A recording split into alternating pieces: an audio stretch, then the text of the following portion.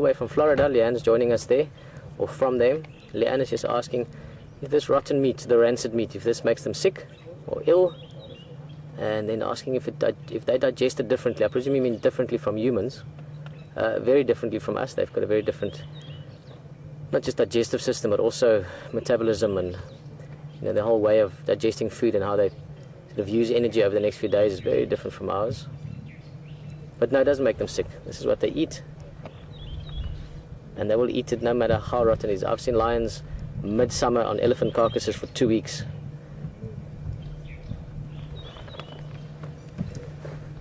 They're happy. Food for them.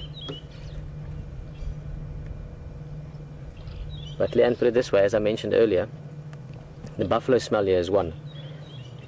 But the droppings of the lions, especially as this carcass progresses, it's a smell that certainly tells you it's a big predator eating lots of meat.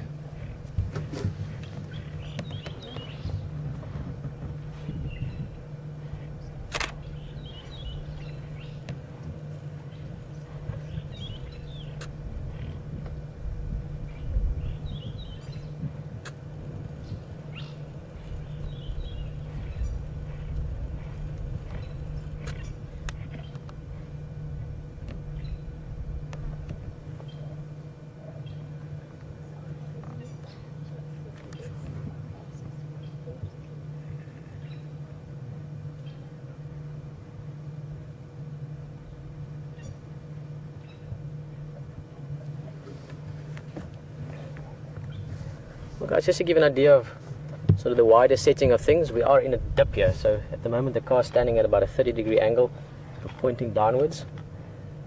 We've got, even though it doesn't look like it, there's 3 lions eating behind the carcass, sort of inside the stomach cavity now. And then we've got, I've lost track now, actually should be 6 back there. This should be about a pride of 10 or 11. I've not seen them since a long time ago. It's a whole new pride since I last saw them.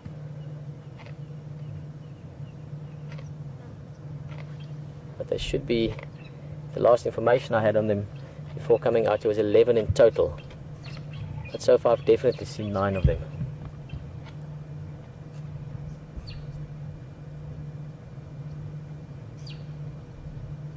Already buzzing with flies.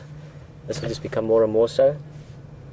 You can see the big chunky areas have been fed out. That's the rumps are gone. That's the pelvis bone you're looking at.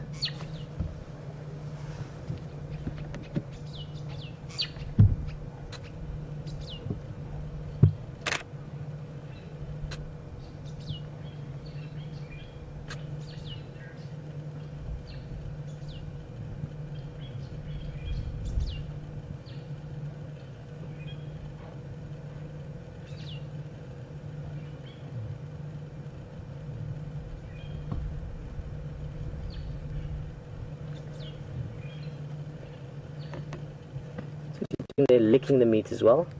Lions have got incredibly rough tongues, almost like there's these tiny hooks on the tongues, and they can use that for lapping up water. But it also plays a big role in eating. They can literally sort of grate almost, if you want, the meat off bones, so they can get to the last little snacks, the last little snippets of food.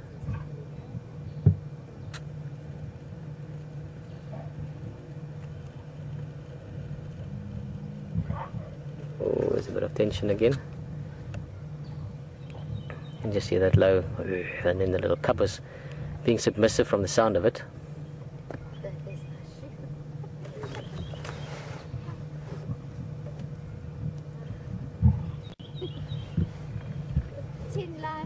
Just jump out. It's very funny, guys. We've got a game drive vehicle sitting with us at the back here. Elvis is the guide. I've known him for years. And the lady's shoe just fell out onto the ground. They'll be able to pick it up just now when the car moves, but I just jokingly said to her just to jump out. I don't think she's too keen on that idea. I don't know why.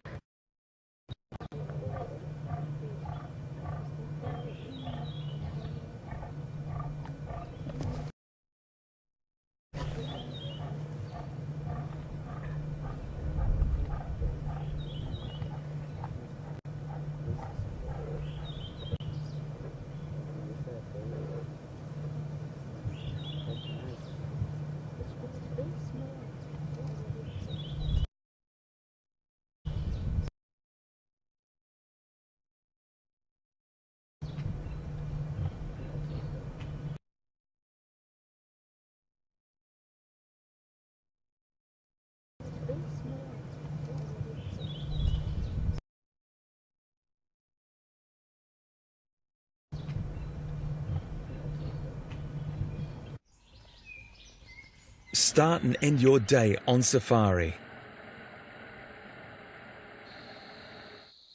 Every day, twice a day through January 31st, join a real African safari live online.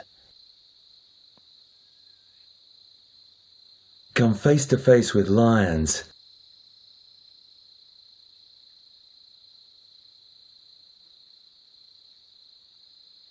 leopard,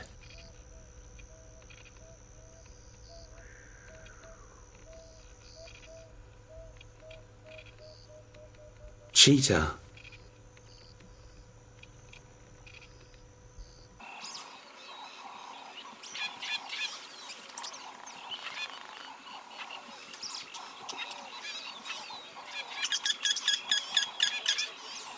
Hello everyone.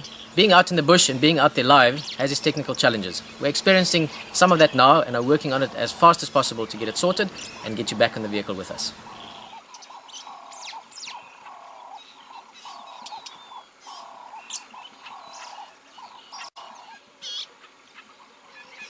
Oh, this? I'm just going to turn like this and go up that side.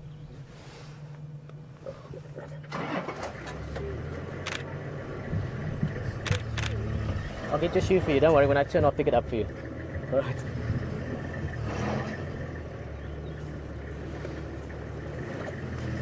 I'm just concerned about a shoe. Guys, we're just going to turn and see if we can get a view on that side. Oh, look at what she's doing, that's quite interesting. She's covering the dung there. It's something you find them doing sometimes to try and hide it from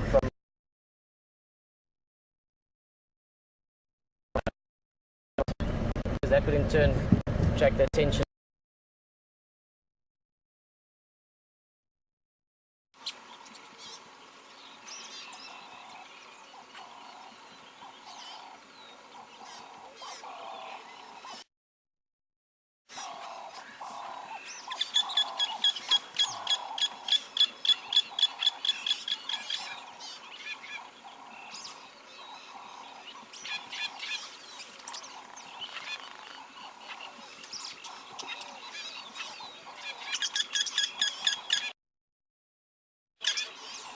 Hello everyone.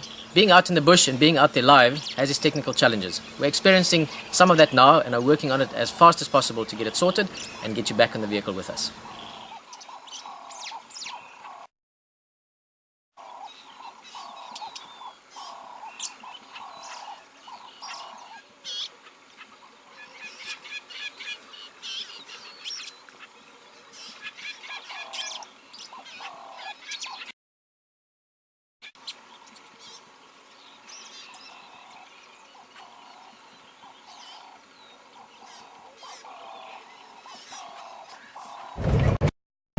Copy. A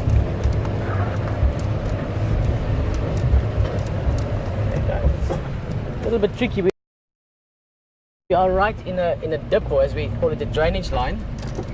So signal breaks up a little bit. Just going to try and move around to the other side. There will be various vehicles joining from the lodges for this. Obviously, it's such a magnificent sighting.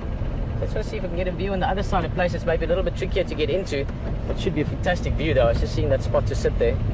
And that would also mean the other side is more open to the game drive vehicles, so we can actually just take a seat and sit there. Let's see if we can find a way. If we do break up a little bit signal-wise, as I said, we're going to try and find the perfect spot there. Bumpy section here.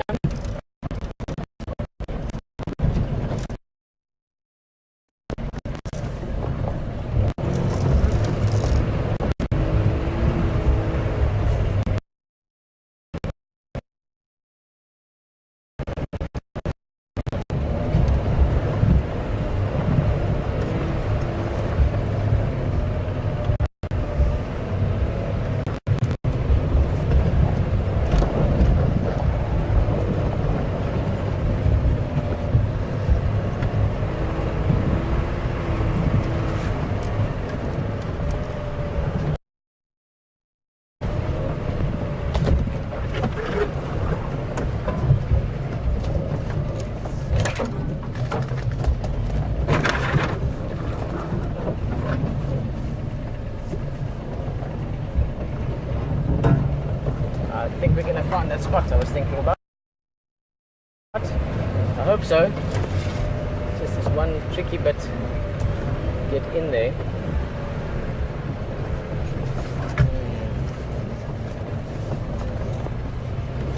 I didn't speak too soon.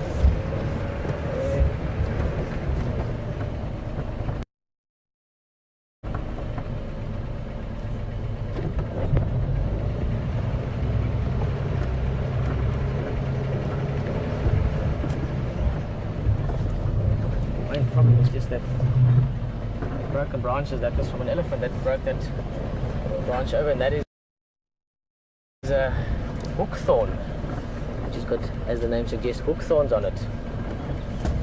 But I'm going to try and skirt around it. Should be alright.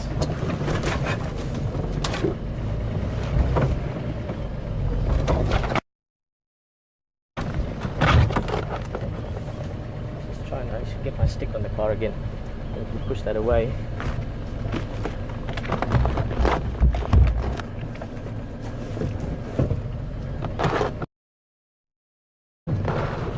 Okay, how are we looking?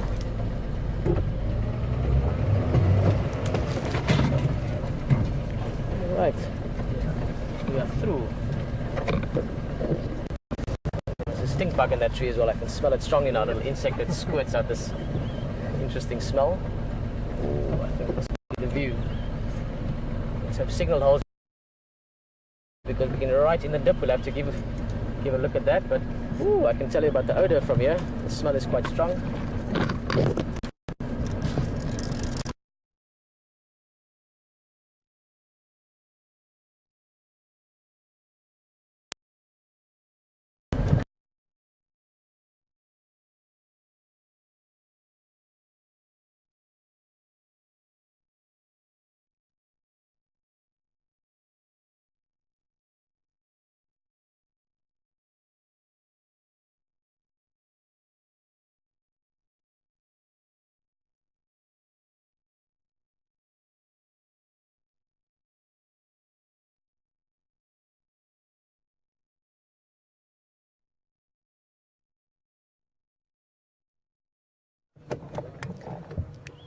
How's it looking now, Will? Okay, copy. Brilliant. As I said, I was a bit concerned over the location. We're right in the...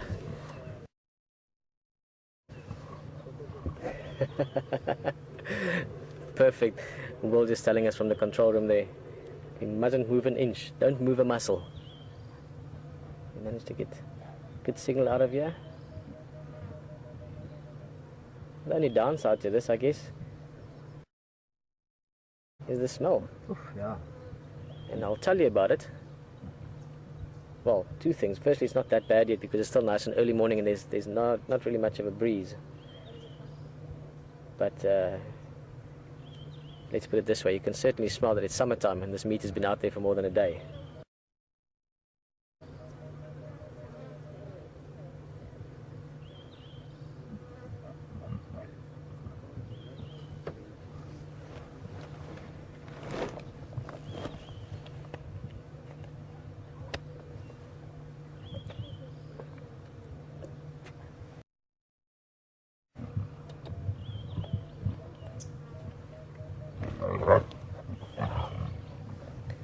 Always love those sounds around a kill where lions are eating. Every now and again you get that growl and that communication between them basically, but it's just such a wild primal sound when you hear a big cat growl. It certainly quickly reminds you that not that long ago, in the last few generations, we had to be concerned about these cats. Them about us as well. Make no mistake, lions are afraid of humans. They get used to us in this environment. But lions have also been hurt in many ways over the years by humans, still are, sadly.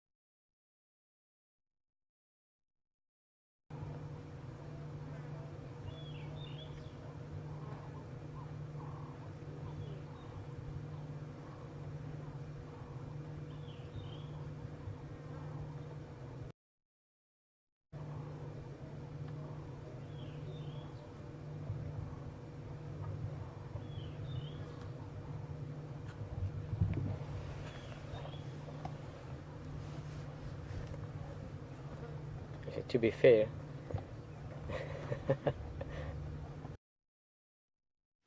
catching a fly there, just a little side snack. To be fair, the smell is not that bad yet. We could smell it strongly just now, and then the breeze just turned a little bit. This is nothing like what it will be maybe this afternoon, after another hot day in the sun.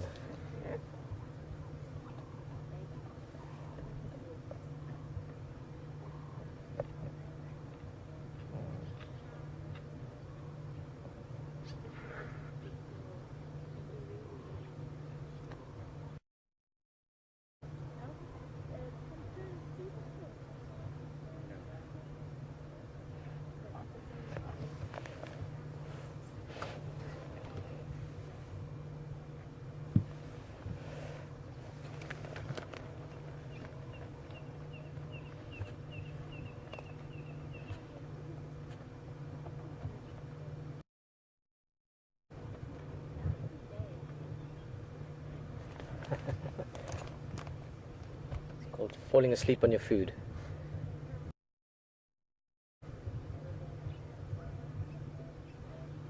Now they've made a good dent into this. I mean, a big buffalo bull like this, probably 700 kilograms, maybe even more, 800 kilograms.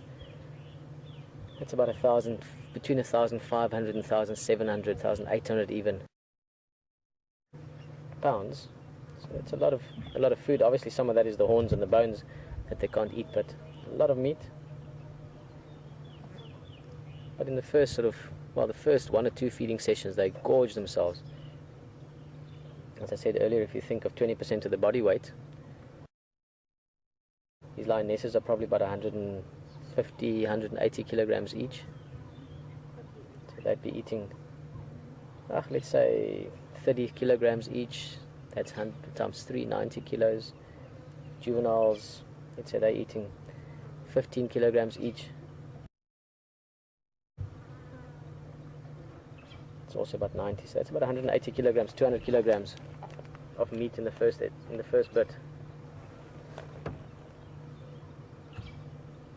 So 200 kilograms, again in pounds, that's about 440 pounds. Big buffalo like this, just in tissue, in other words, just in organs and meat tissue and skin tissue, looking at probably about, let me just do the math, probably about 400 kilograms. Which is about right. They've consumed about half of it by now. But the second half of it obviously will take longer because they are now full already.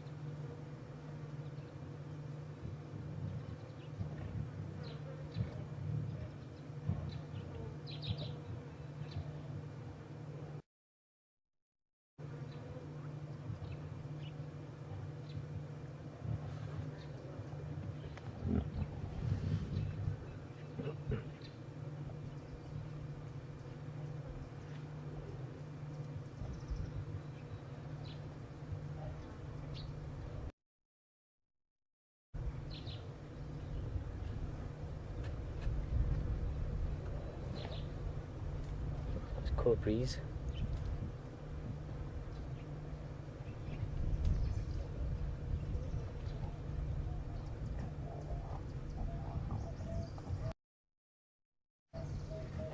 They'll feed throughout the day, but you typically find that, again, temperature related. During the mid part of the day, they'll be focusing more on resting and sleeping. So like a good feeding session this morning, a little bit here, it's sort of during the day, a little bit now and again, and then a good big feeding session again this evening.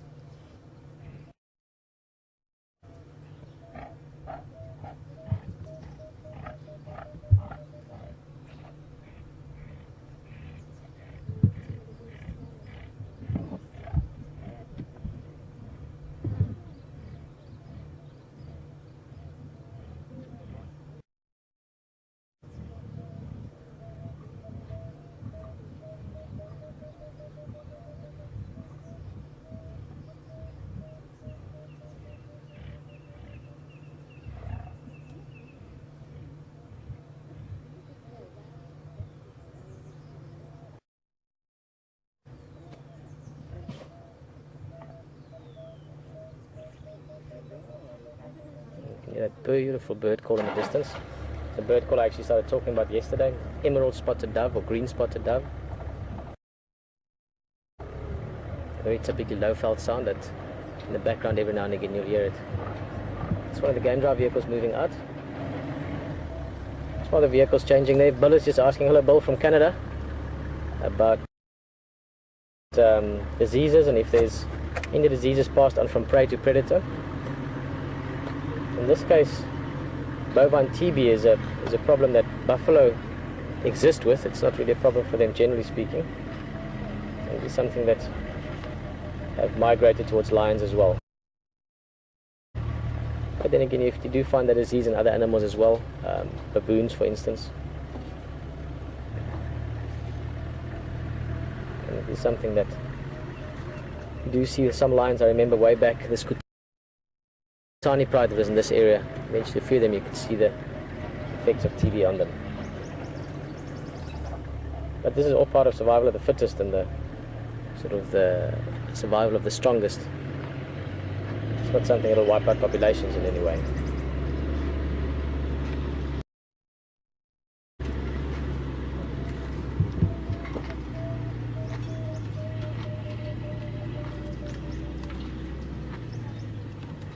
See the dove calling again.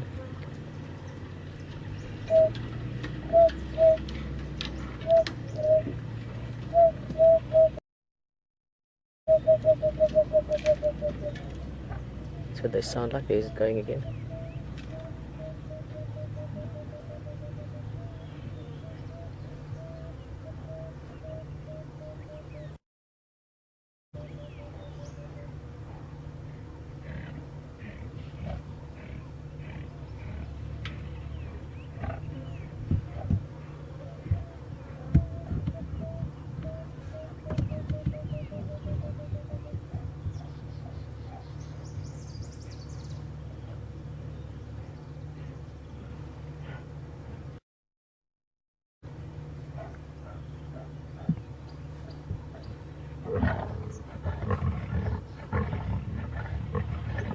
Low rumble again.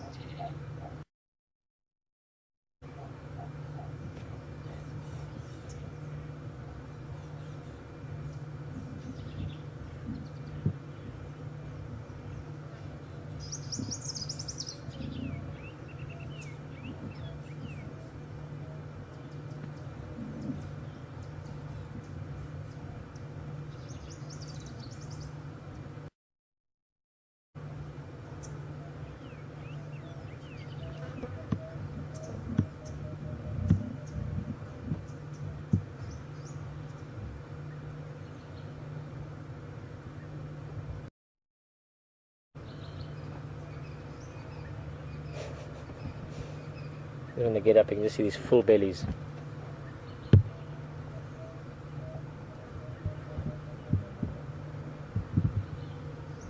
Yeah, the flies buzzing. There's many different kinds of flies, but some of the big blowflies and different species there. What we call brommers in Afrikaans, the big ones.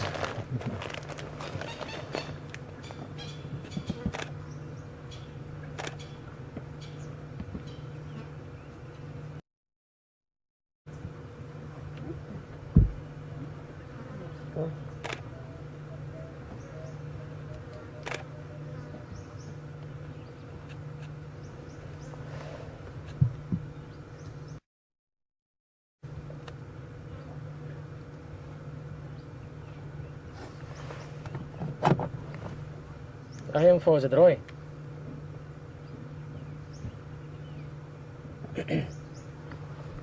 Yeah, if you can just pull in, we've found a space on the other side of the Skovanin, so the main viewing side is open lock. You can just pull in, we're there, you can just pull in when you see us. Oof, the wind changes. Yeah, no, when it changes you smell it, huh? Woo! Buffalo Yeah, tide there we rolls go.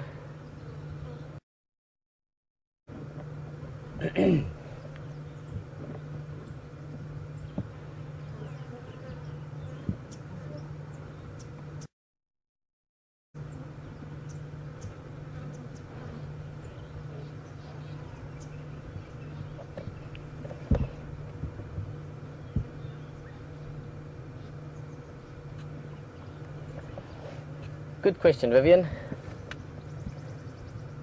Vivian is from Chicago and just asking when will the other scavengers arrive. We will actually, we're sitting now, we're a little bit surrounded by trees, but in the vicinity there's already lots of vultures, probably a good 30 or 40 vultures sitting in some of the trees further away. Jackals and hyenas, I'm sure they know about this already. But at the moment the lions will still be quite strict in allowing other predators close by, even hyenas, and if they come close they'll chase them away.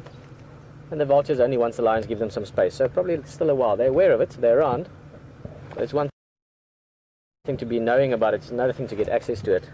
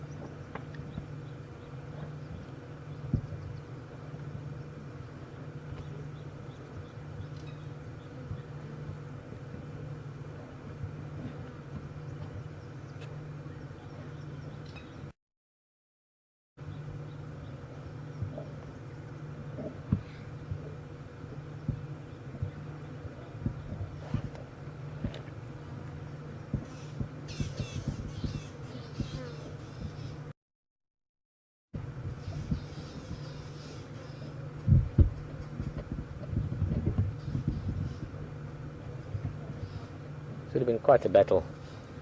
Just looking at this, this is a big bull buffalo. He was in good condition. Obviously he's swollen up now, but you can see that he was still in good shape. All the way down into this drainage line would have been quite a fight.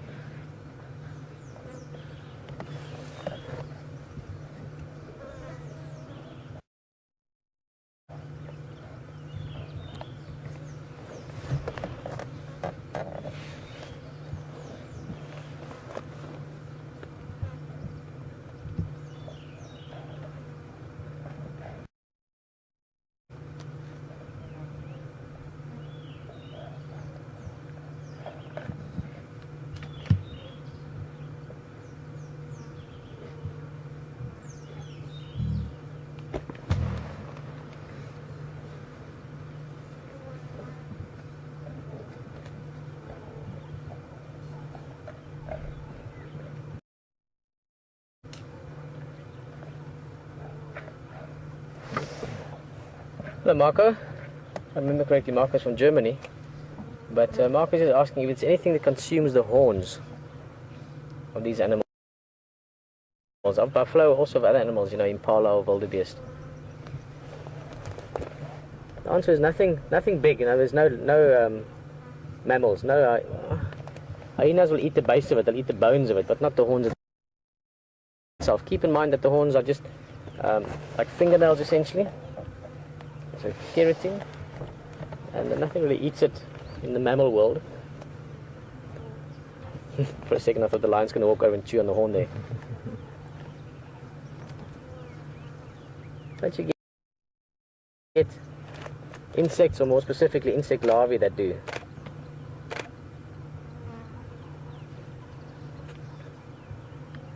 I've forgotten the name of some of them, but you get the larvae from, I think it's horn borers or horn boring beetles that over the years break them down and destroy the horns.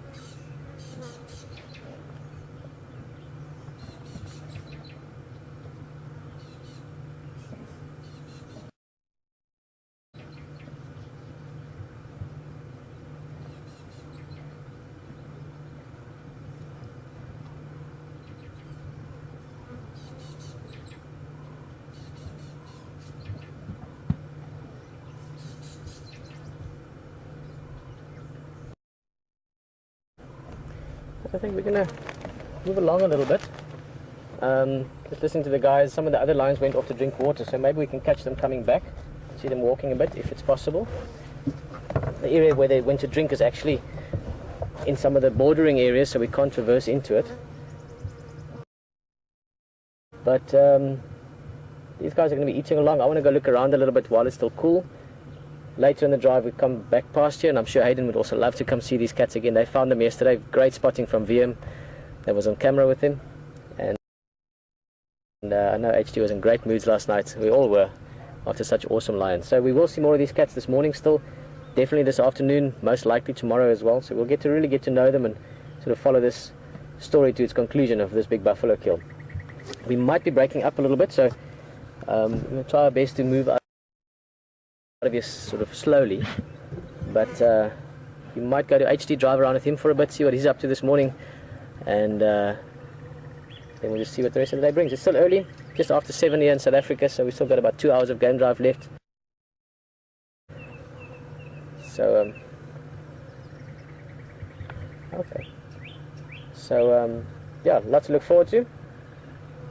Okay, well, let's just see a little bit there. The one lioness is moving. Let's see what that's about. You can see how they're sort of almost moving around each other. Great deal of respect amongst these cats as well. I mean, they're obviously close. They are a pride, but they do allow each other a bit of space, especially around food. They know there's competition, and they, even though they growl and make a lot of noise, they don't really want to hurt each other. It happens sometimes, but it's not the intention. Ultimately, they are a close group, dependent on each other for various things, mainly for catching big prey species like this buffalo, and for keeping the pride safe, if you want, from other predators and from other lions.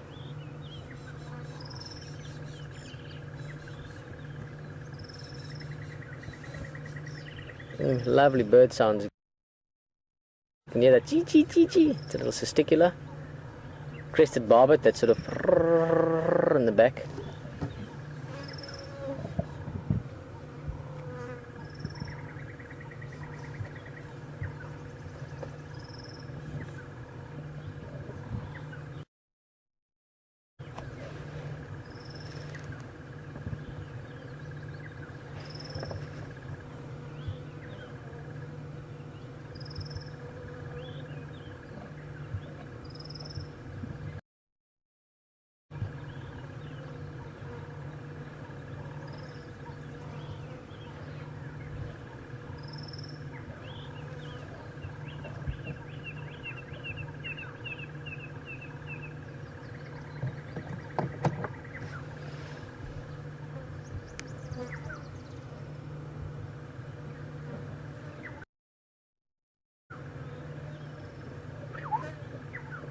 black-headed oriole calling. Bright yellow bird. Oh, there's the first little vulture. We wouldn't be able to see it. I just saw it through the trees. It's a hooded vulture. It's one of the smaller species, and normally one of the first on the scene because they're a little bit more agile, a little bit quicker than the big vultures. So they can sort of fly in, grab something and fly off again. Whereas your big, like the white-backed vultures and the lappet face, they need a bit more time and space to move around. They don't want to get caught by lions. You can see it. And also this is a bit of a tricky area, being right in the dip, quite a few trees around. There's not a lot of open space around this carcass, so the big vultures might have a bit of a hard time while the lions are still here.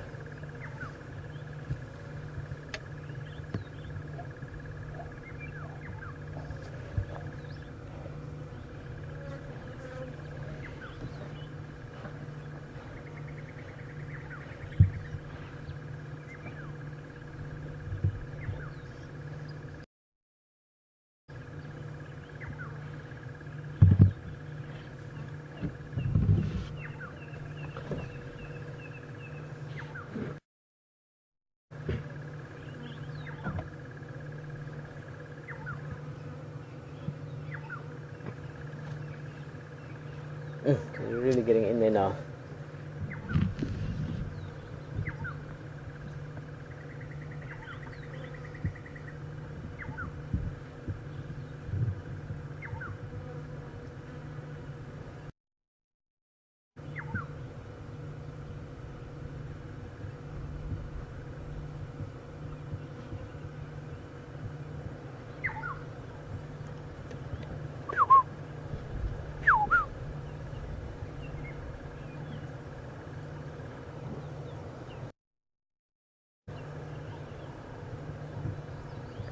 She's right in the chest cavity there now. Most of the organs would have been eaten out already. That's normally the first things to go.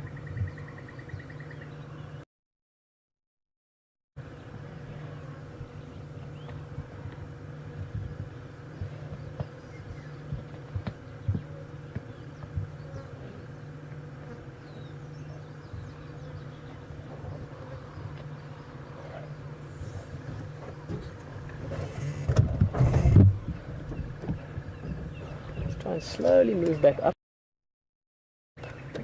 Should be going higher as we move back, so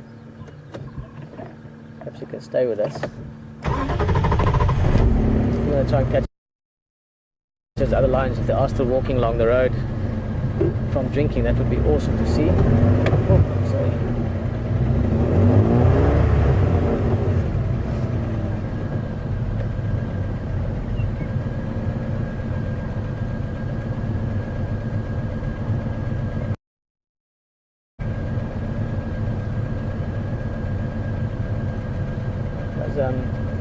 Well, yeah, we should be right for signal. Just it might be a little bit break up, guys. If we do break up, it'll be short-lived. I am in a dip. I just want to get us up to the top. So let's see how it goes.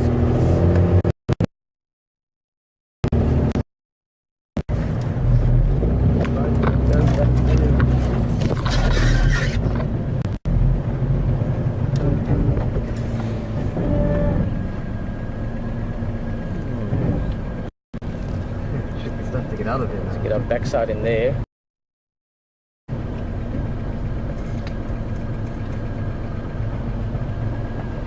Alright. Okay. Guys, well, Hayden's busy exploring some of our western areas. We can go into Arathusa, nice roads to get to know there as well. Enjoy the drive with him for a bit. Maybe you bump into something. You just try and get out of here. It's a little bit of a tricky space. And as I said, I want to try and get to those other lions if they are still moving along. When they come back into our area. I'd love to see them walking, just so you get an idea of the different sizes. So enjoy this HG, say hello to him, and we'll see you back in a bit.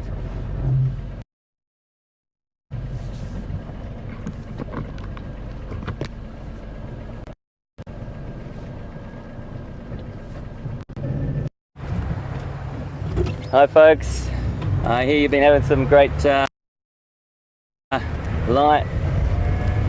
lion action this morning over there with Pete, with those lions that we left last night. What an extraordinary experience that was, just incredible. And we were there pretty soon after that kill had been made, so it was a great time to see all those full-bellied lions, having a really fantastic time. And just the story unfolded. The more, the deeper we went into the vegetation, the more we saw. And I'm pretty sure Pete might have another number on them this morning, but I think there was 10 individuals, 2 younger adult animals. I think they were sort of just on maybe 6 months, and then there was about 8 females, 9 females potentially, and that one sub-adult male, and he was just about 2.5 years, nearly 3 years, and he'll get a lot bigger on his mane there. But what an experience, and just to be right amongst it and to have you with us all that way was, I'll never forget that. That was brilliant. We've driven over onto Arathusa now. I haven't been here for a fair few days, so we thought we'd just have a little bit of a look around here and see what we can find.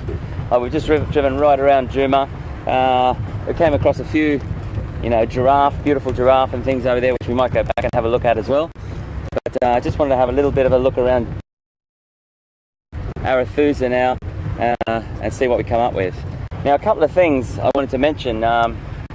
Something in particular, we had a lot of schools watching yesterday, and I know it's Saturday night for some people, even well into Saturday for others, and I just wanted to have a quick chat with you about how fantastic that is to talk to. So it's Friday night for some people, it's into Saturday for others in the world. We just want to make sure that I just wanted to just really have a quick chat with you about how important that is. If you're a teacher, or you're a teaching assistant, or you're involved in education, and you can get to a working computer that's got a streaming or an online facility, and you can watch this streaming live, and you can get your class in front of it, please contact us. Please send us a question at questions at WildEarthTV, or you can send us a tweet at #SafariLive. But we would love to hear from you, because for me, having those kids in those classrooms, all watching this together, that is one of the most incredible things you could ever imagine. I remember in my day, sounding like an old man now, I remember my maths teacher brought in a computer. It was the first time I ever saw one. It was about this big, but the screen was about that big. And in this day and age, we're broadcasting live from the bush into the classrooms. I mean, it doesn't get much better than that. If we can get children interested in wildlife from that age. There was a little boy, Luke, yesterday in a preschool, and he asked a fantastic question about why the lions were squabbling when they were eating. Now, if we've got little kids that age interested in wildlife, and we can enthuse them and get them passionate about conservation and the environment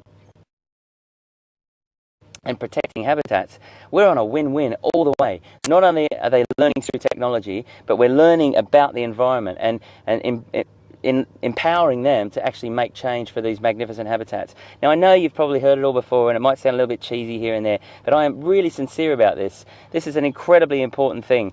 I can't stress to you enough how the impact of wildlife has, what it's made on me in my childhood. And I'm just turning the other radio down here so I can talk properly.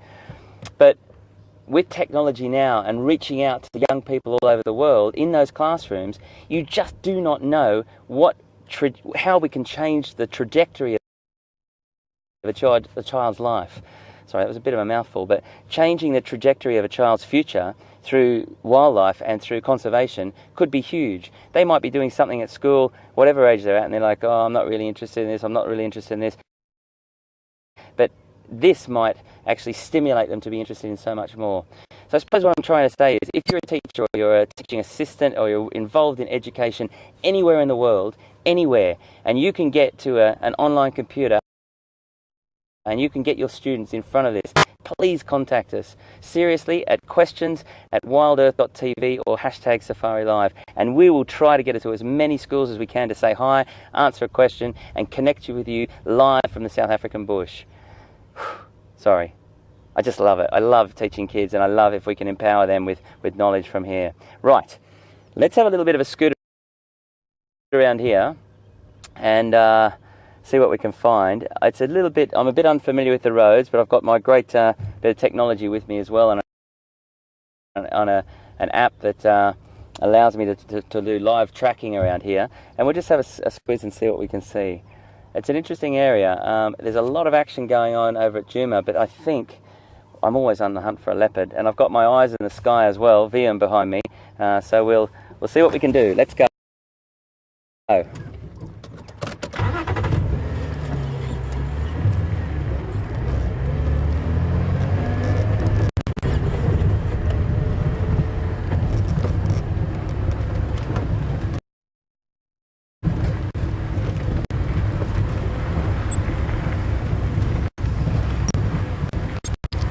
So what this technology does for me in my app is allows me to get familiar with the roads, see my live tracking, and learn. It's just a glorified version of a map, of a hard map. But I tell you what, it's pretty handy, that's for sure.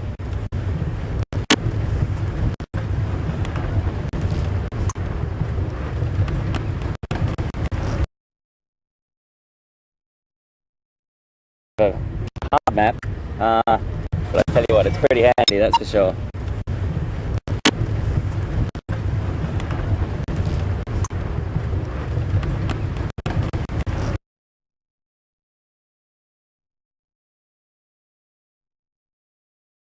Your body weight, so that would be like me eating a 16 kilogram steak. I can't even imagine that.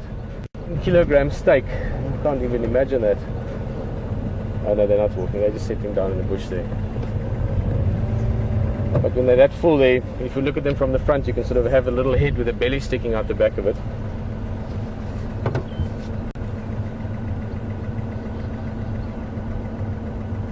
I'm just going to show you there. I don't think we're going to stay with them that much longer now. I was hoping they're going to be more mobile, but I think they've had their feed for the morning, they've had their drink, and now they're going to have, quite soon, their sleep. Here's one lioness, one of those young ones coming through on the left.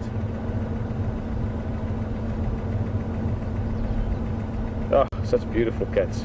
Amazing.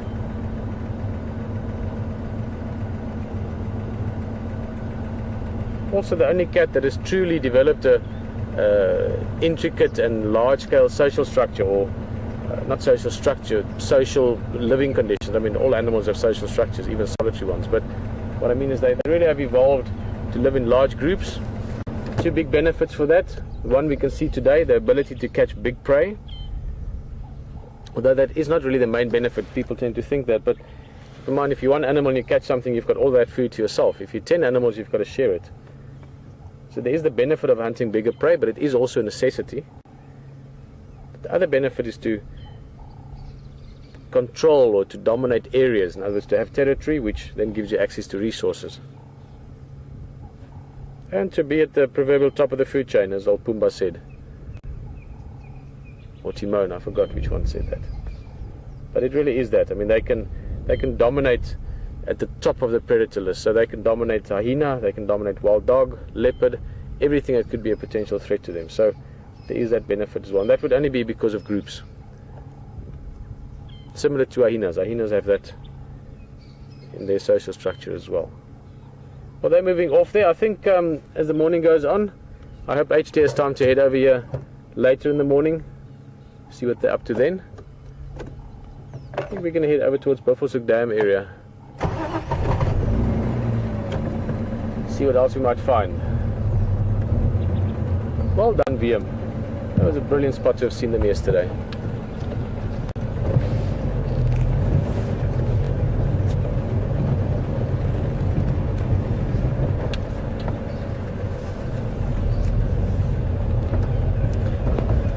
Alright, well, we're going to move along, see what else we can find. What a way to start the morning.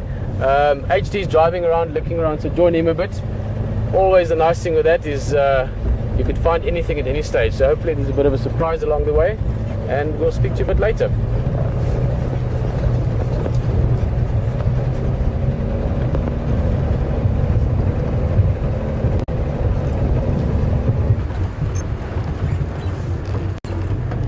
Welcome back, folks. We're just having a little bit of a look around Arathusa now. I've been on Djuma most of the morning, and we'll head back over there afterwards. But just having a little bit of a poke around these roads that I'm a little bit unfamiliar with, and getting to know them. At the same time, looking for anything we can possibly find.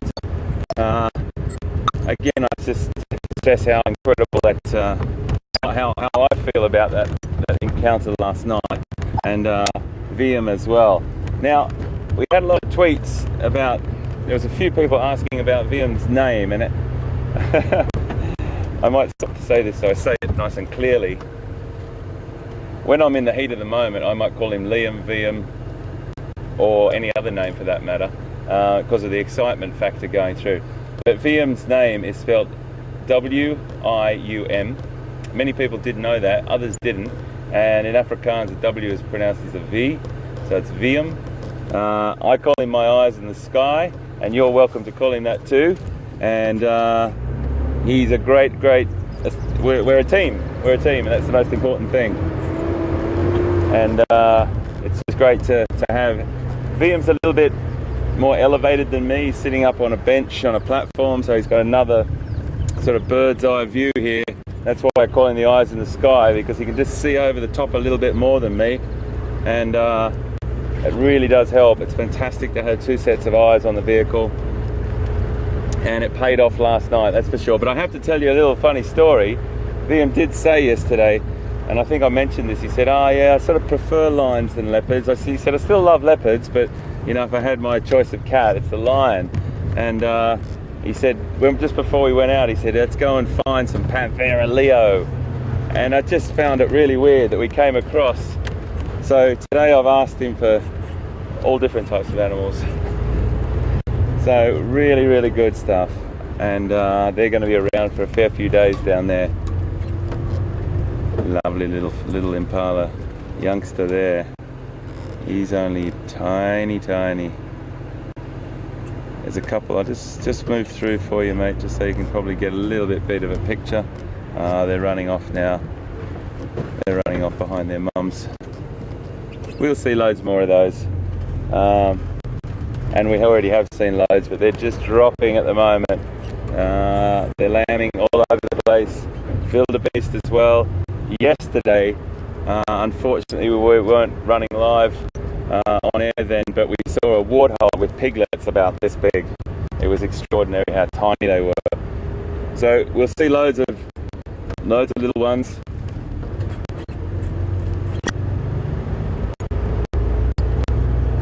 I really want to build up this school thing if we can. Let's try and get as many schools as we possibly can to watch, and we'd love to make contact with you. I just need to have a look at my my communication here and my direction. I'm going to take a right here, my friends.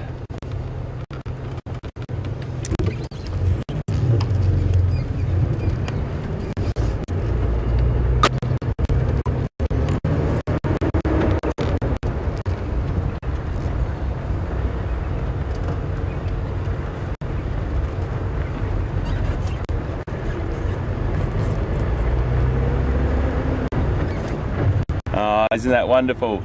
That really does make my heart sing, Savannah. We just got a message from Savannah in Savannah, Georgia, I think I've got that right. Incredible stuff. There's a whole load of adults learning at the moment, doctors and scientists watching. I better watch my words to make sure I get this right.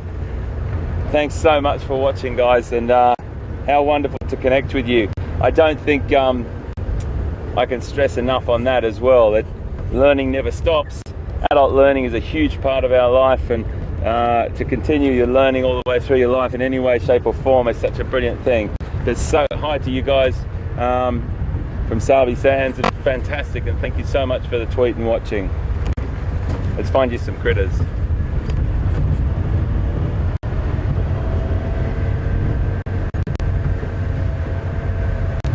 Just going to go down now and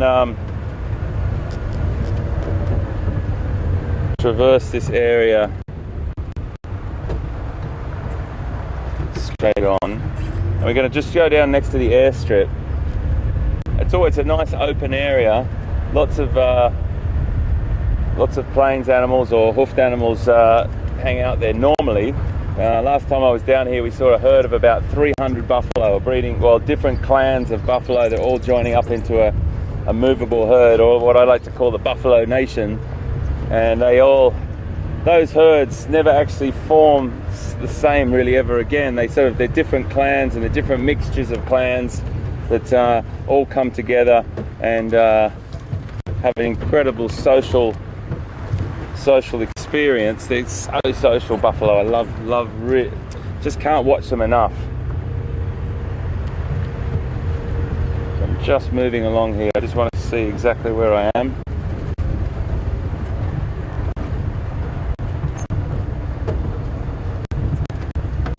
Okay, I've gone down a direction that I didn't think I was going to go down, but you know what? Let's carry on. You never know.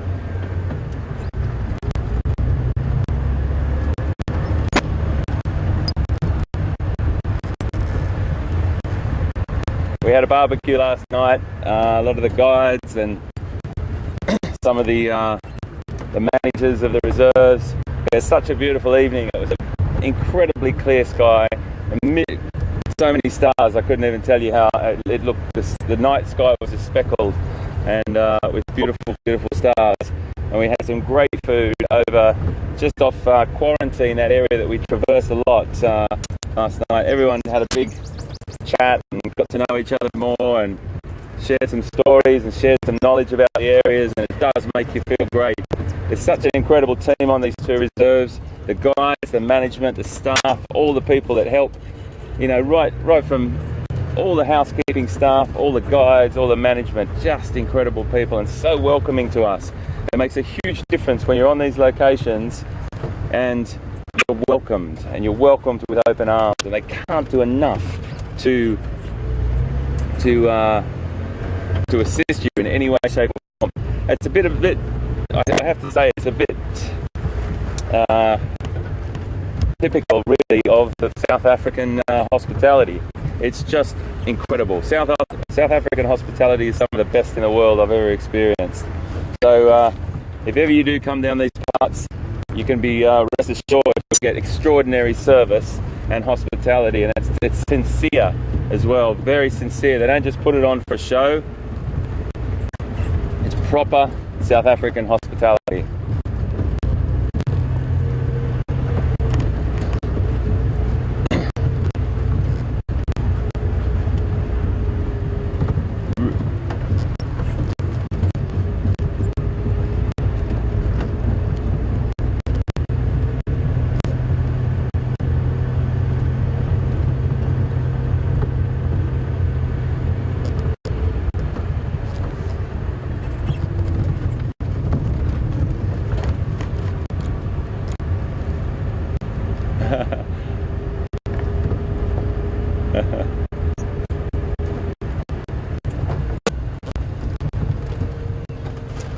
I just got a message from Jen in Clover, South Carolina, and Jen wants to know, hi Jen, and welcome, thanks so much for joining us. Wants to know, when I refer to animals with whiskers, who am I talking about? Well, I'm talking about mainly leopard and lion, but anything we can find, like cheetah as well, and you know, they're a lot rarer to find, really, really difficult to find. So I like to try and head over to areas that might cross over between habitat that leopard would like, but then to the peripheral areas of that habitat, maybe there could be cheetah. Now I've seen cheetah in loads of different habitats, even habitat like this. This is perfect. A little bit of cover, open enough to have a really good hunting area. But then I've seen them in quite close woodland as well in places like Zimbabwe. So predominantly they do frequent the more open areas. That's the way where they like to hunt, because the speed is their assault tactic. But it's always good just to have a bit of a look around, and Arathusa has got some of these really lovely open areas, so that's why I've come down here. So mainly leopard, lion and cheetah. And you know, when I talk about that, I talk about all the predators. So when I say whiskers, I mean anything with the cats, but then the wild dog and hyena and everything else as well. So mainly cats, I mean by that, Jen. Then yeah, hopefully we're going to have some luck. But I think Pete's already on some of those wonderful whiskered friends of ours as well. I just better make sure I go down the wrong or the right road. There's never really a wrong road. So if I go to the left, that's going to take me down towards the Buffalo Pan and to the airstrip. Right, left it is, my friends.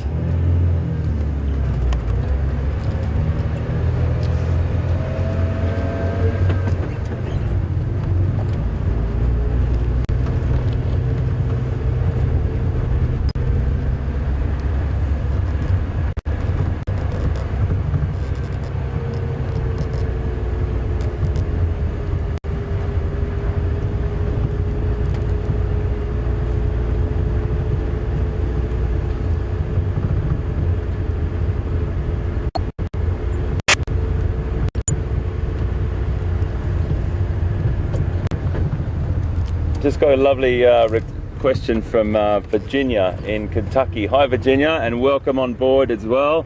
Great to have you with us. And Virginia wants to know, she wants to know if I teach in classrooms or I go into classrooms and teach as well.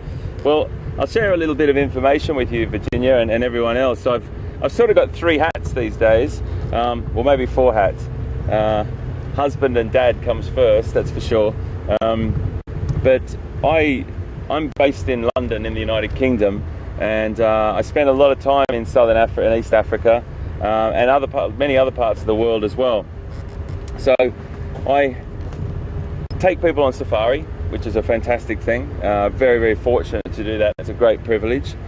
That's one little thing. But then the other thing is this fantastic TV opportunities that we get with National Geographic and WildEarth TV, which is really, really important because it's a nice balance for me, and it allows me to share as many stories as I possibly can with a much bigger platform than a safari drive. And then the other hat that I have when I'm in the United Kingdom, which I have done for a very, very special reason, and that's to spend more time with my wife and son these days than being on the road. I used to be on the road for 8 months of the year, and that's not a fantastic sort of time to spend with your children 4 months of the year, or your wife, that's for sure. So I wanted to flip that around, and I wanted to make sure that I had spend more time in the United Kingdom with my family and still have these wonderful experiences out. So I took a position with a wildlife trust, and in the United Kingdom it's the equivalent of sort of like national parks in different parts of the world, and it's broken up into counties. Well, I manage the education department of the Surrey Wildlife Trust in the United Kingdom, and Virginia, it's a fantastic privilege for me to teach kids every single day. I manage a couple of private woodlands. They're not as big as Djuma or Arathusa, that's for sure, but on English scale they're very, very important. They are huge teaching tools for us, and we like to take the classroom into the outdoors and do as much as we possibly can to enthuse British children about their wildlife and their environment. So I'm really fortunate to have these sort of different hats that I can put on, Virginia, and teaching children is my absolute utmost passion. As well as, you know, obviously out here, children and adults, I have to say. It's a really important thing, but when I've got those little people and I can sort of get into their minds and inspire them about the environment, the reward is huge. So yeah, the Surrey Wildlife Trust in the United Kingdom, I'm the education manager there for a fair bit of time, and they are incredibly supportive of what I do here with Nat Geo and WildEarth, and they give me the time off to come and do this sort of stuff. So I have to say, Virginia, it's a bit of a win-win for me. I'm a really, really lucky guy, and yeah, and I see my wife and son a lot more to do, which is great.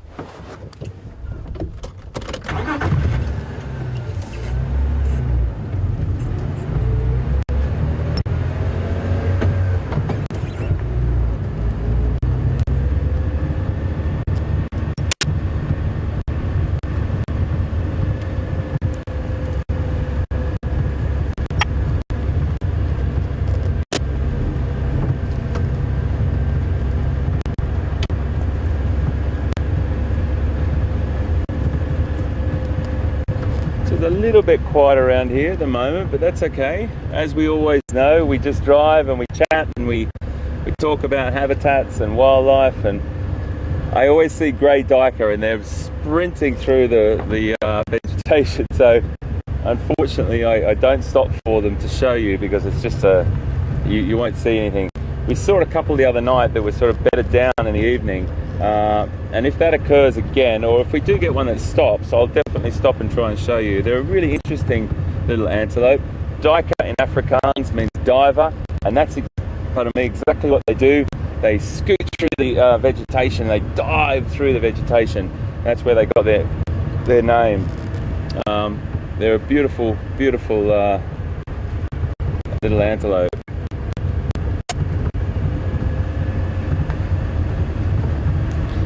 So we talk about small things as well. We talk about loads of different creatures, and it doesn't always have to be these big carnivores, which are always super impressive. It can be something as small as a dung beetle, which I'm looking for at the moment to find if I can see a dung beetle doing its work. I'll definitely stop and we'll have a chat about them. Fantastic scarab beetles that basically work with dung, and we'll have a really good look at that as soon as we find a couple. There was a bird that I wanted to add to our list. We've got a list of about 25 birds going at the moment, and I'll constantly reiterate those birds. We might do a little quiz sometimes as well. After a couple more weeks, we might get to a point where I'll just show you the bird and then maybe get people to tweet, "Oh, isn't that cool? Isn't that a fantastic?"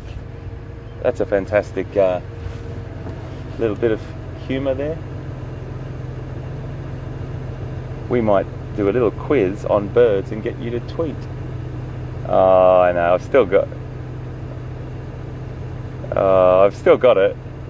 Still got it. Everyone in the control room, they're rolling around on the floor laughing, they've just told me. Yeah, it's a gift. Comedy.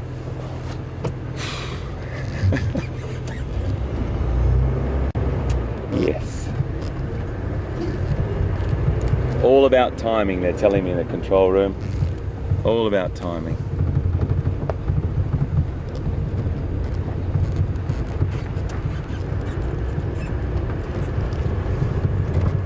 So this is the area I wanted to come to, just to see if there was potential down here for any action on the airstrip in this open plain area.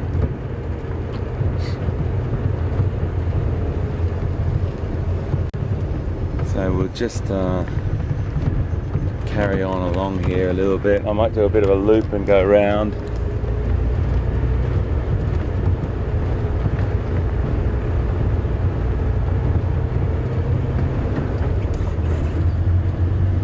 There's a bird that I want to play to you, the sound particularly. I'll just get down here a little bit further.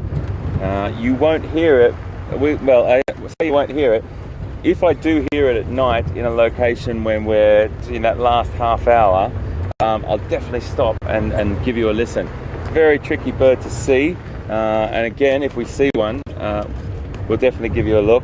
The difficulty about seeing it is because it'll be really quite dark or on dusk when they start to become active, and it's going to be a little bit tricky to pick up for the light, but I'll do my best. But the most important thing is you hear another quintessential African sound, and it's this one here.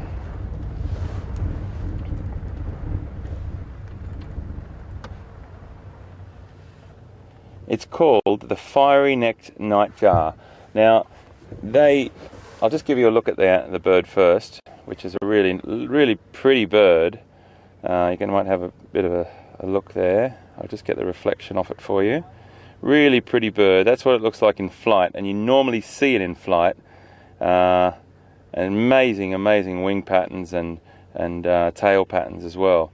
And all those nightjar insect feeders, and they'll sit on the roads and they'll utilize the heat that's kept on the road, and loads of insects still fly off there, and they've got these fantastic little fine feathers on around their mouth, and anything that brushes past them they take off after. But the most important thing that I wanted to tell you about them is this: the call is a quintessential African sound that you hear at night, and this is what it sounds like.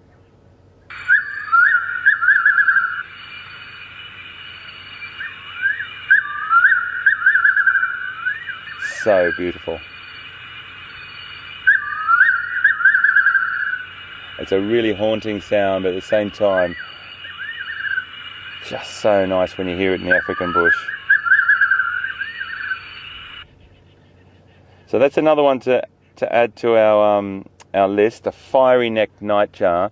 And even though we haven't seen it, I'll definitely try to, but I think the most important thing is if I can get you to hear it, we'll definitely try to do that. And VM will also keep his ears out to find that. So let's move on. I need to find out where I am.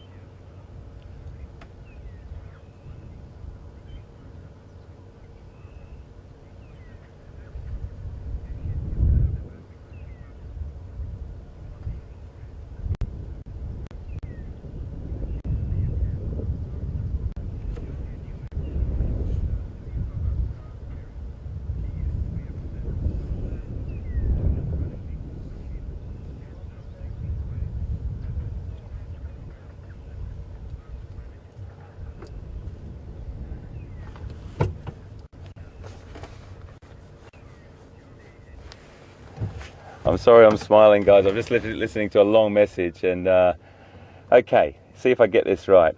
Jody in New Mexico has just contacted us, and she wants to know whether I know Tara Perry, who is working on the Ingui, who used to be a presenter on Wild Earth, and she is now working on the Ingui leopard research project, and she works for the director, Will Fox, who's in the control room now, and he just shot me some of that information. But Tara's really well, and she's working for Will on the Ingui leopard research program, and that's really worthwhile to have a look at that as well. Will does amazing work with leopards on his property, and he's a fountain of knowledge when it comes to leopard. I learn a lot from him, and he's very, very good with the recognition of these individuals here, and teaches me a lot.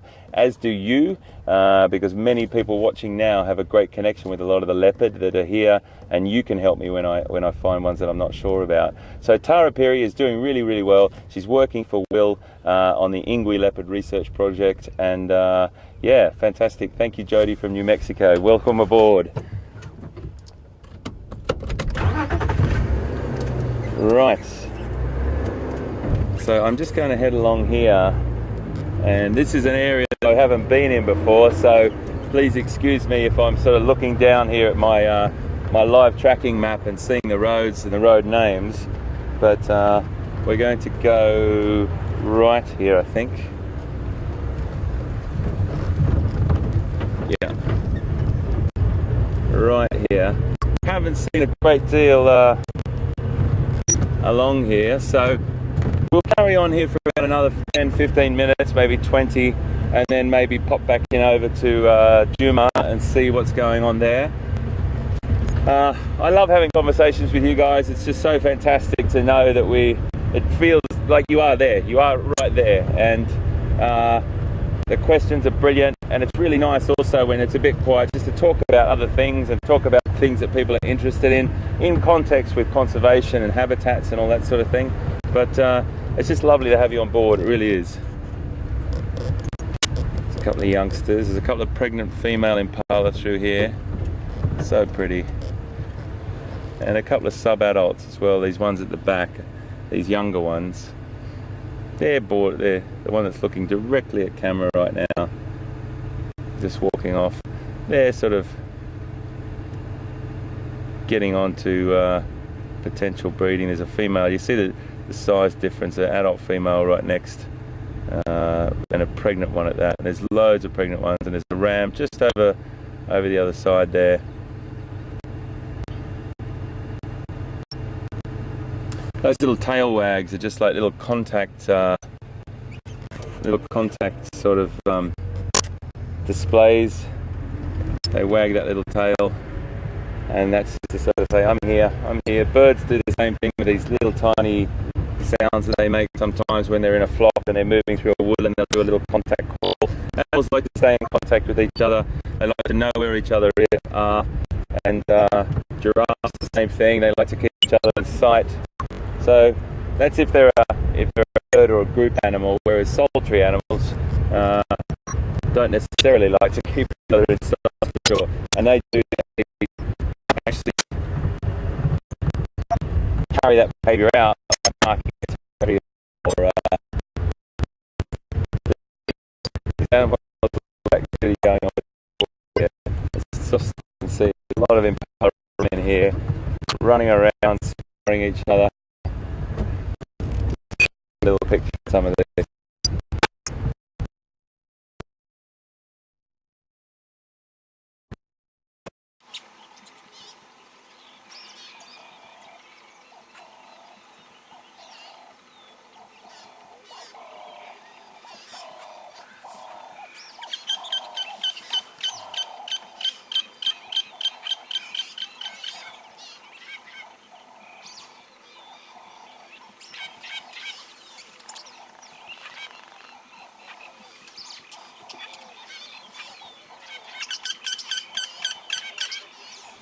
Hello everyone.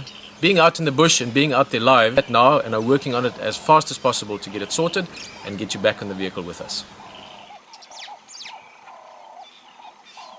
A little bit. Just want you to hear this vocal, if you can. There's a ram chasing a. You might be able to hear that in the background. It's impala vocalizing, and they've got an incredible sound. It doesn't sound like an antelope at all. We'll definitely come across more of that very soon. I'm just moving back into an area that I know is a bit more reliable. We're constantly upgrading the signal and putting in much more technology over the coming weeks. So thank you for bearing with us always when we drop out. I'm on the far side, the western or the perimeter of Arathusa at the moment, and I just need to get back into sort of a bit better signal range. So I'll do that right now. I just need to also look at my map. I'm good. Great stuff.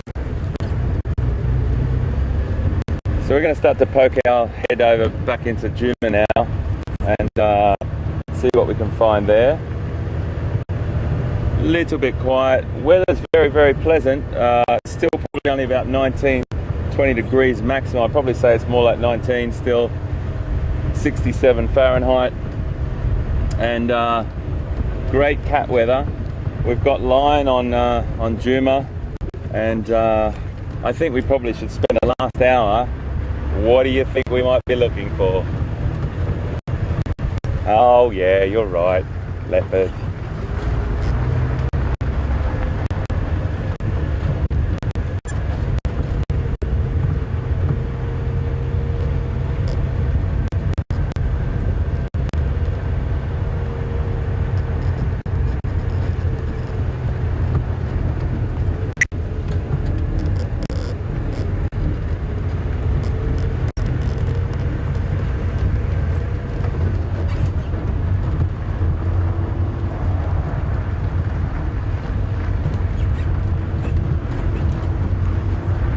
Hey guys, how are you? Good, thank you. Not a bad spot.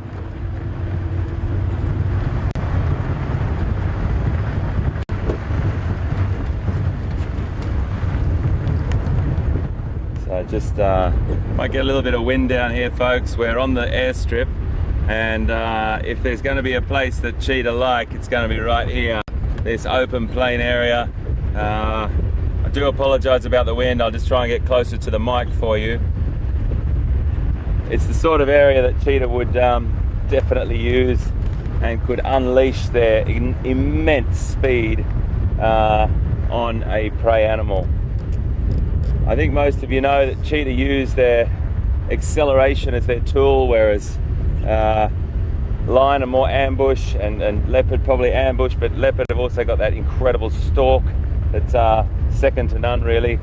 but cheetah, the ultimate speed machines. They definitely are the Ferraris of the bush, or the Ronaldos of the bush. They're just like so quick, and that's what makes it work.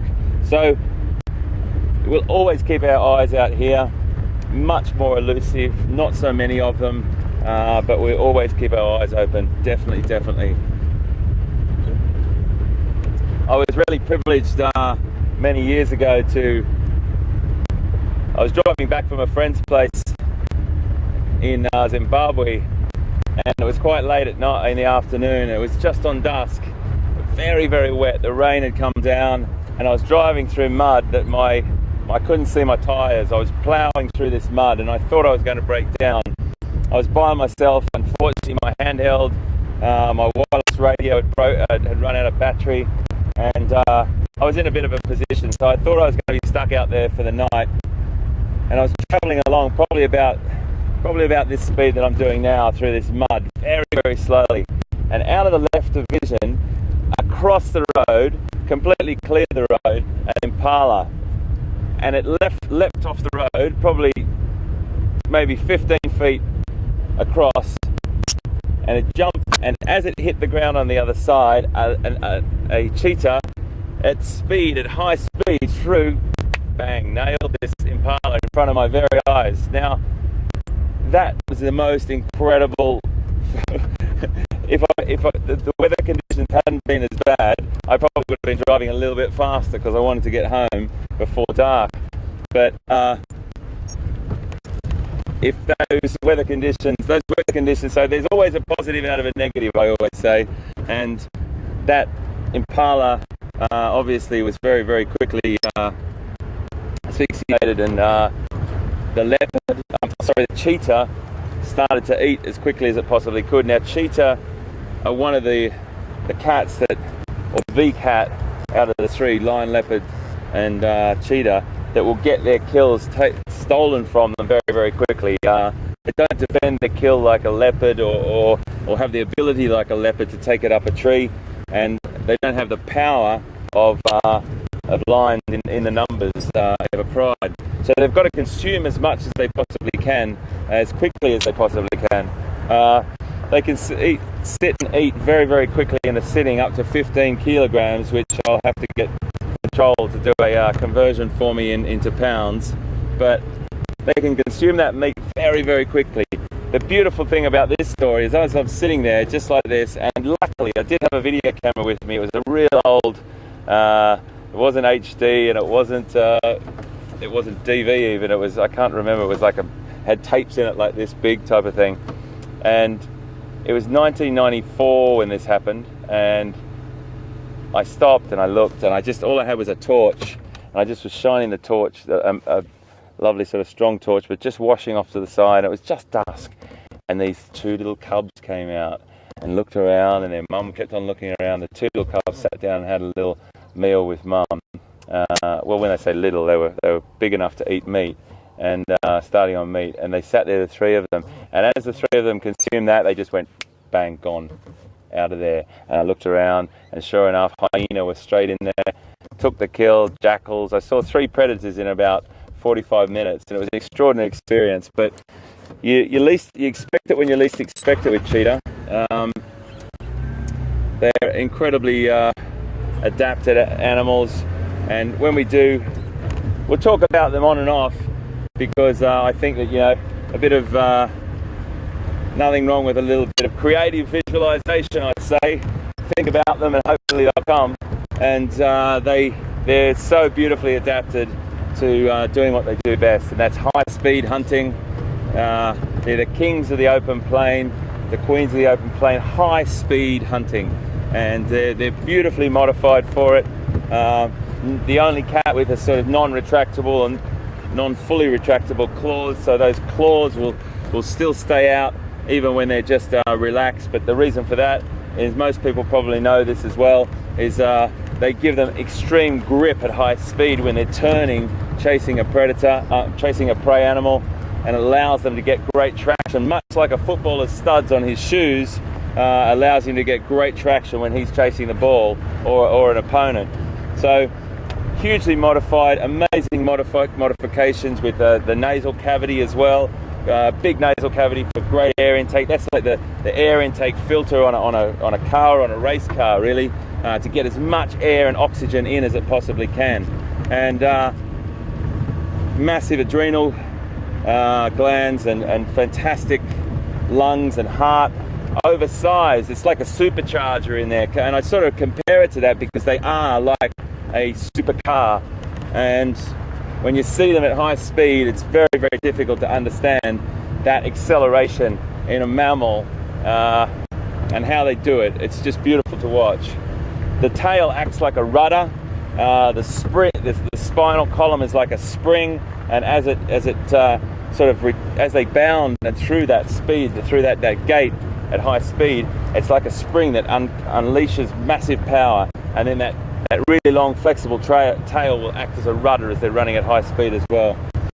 So lots of things about the cheetah that we would love to see, and we'll really try to, but we'll talk more about their adaptations and how incredible they are over the coming weeks leading up to Big Cat Week on the 29th, starting on the 29th of November on National Geographic Wild, National Geographic Channel, WildEarthTV, and online on National Geographic sites as well.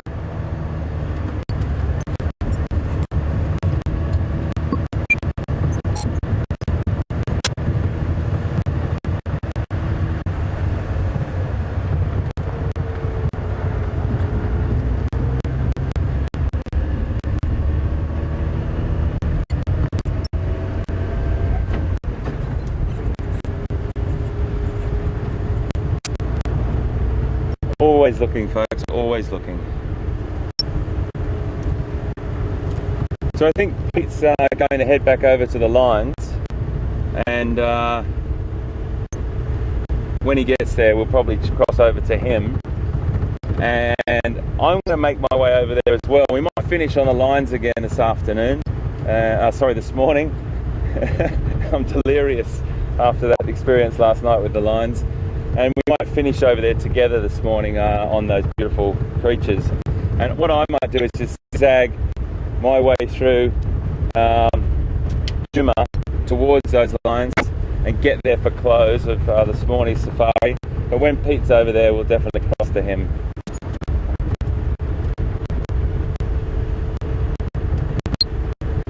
Very quiet this morning, but again, great chats with you. It's great to be out in the bush and have you on board. You never know what's around that corner. It's definitely true. We'll see what happens. I'm just going to creep my way back to Djuma again. If I see a dung beetle, I will stop. There's a few boluses of elephant dung back on the road we saw before, so we'll see if there's any activity there.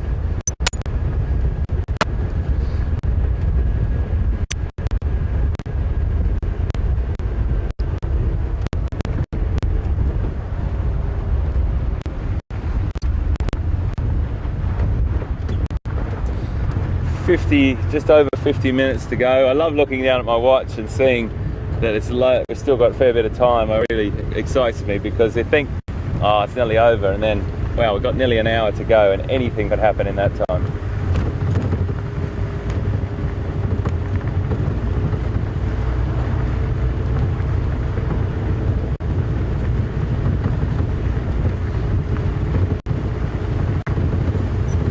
You know, one of the other things about coming on our live drives here in Sabi Sands in South Africa, and if you do watch it online with your own children, it doesn't have to be a classroom of kids, but you watch it online with your own kids, and if that spot inspires you to get outside and explore some of your natural habitat around your area, all the better again. That's what it's all about. You know, I think there's something missing in children's worlds these days, and adults alike, and I like to call it vitamin N. Vitamin nature, and if you can get them outside, it's also obviously got massive benefits for children all round, just being outside and outdoors. But if you can get them out to absorb some vitamin N, yeah, you'll have a fantastic experience, great bonding experience with your kids as well.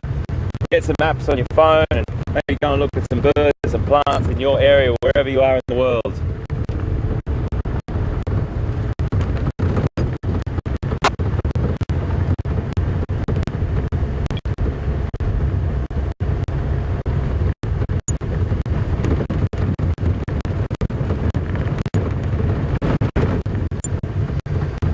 Okay folks, so we're going to cross to Pete. He hasn't got to the lines yet, but he's definitely got buffalo on a dam, so I'm not sure exactly where he is. He's just over the other side of Djuma.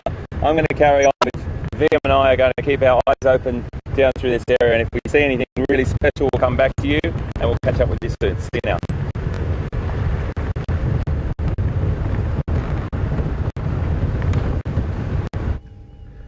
Well, welcome back this side. Hope you enjoyed the drive with HT.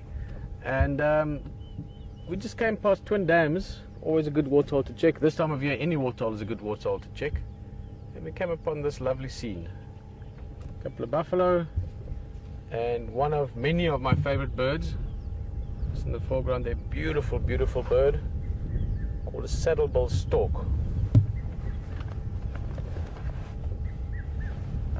The buffalo, you can see they're enjoying the sort of mud wallowing opportunity. Not so much, probably had a drink of water as well, but this is more just to come and cool down a little bit, get some mud on them. The mud is very good because it helps to get rid of ticks and fleas as well, so it's got a practical purpose in the form of getting rid of exoparasites. And of course this beautiful bird, extremely striking bird.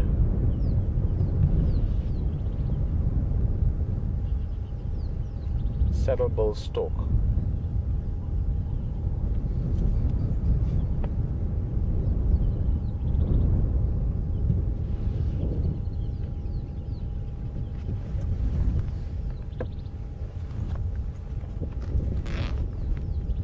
Always nice to stop. As I said, any of these dams, any of the waterholes are great.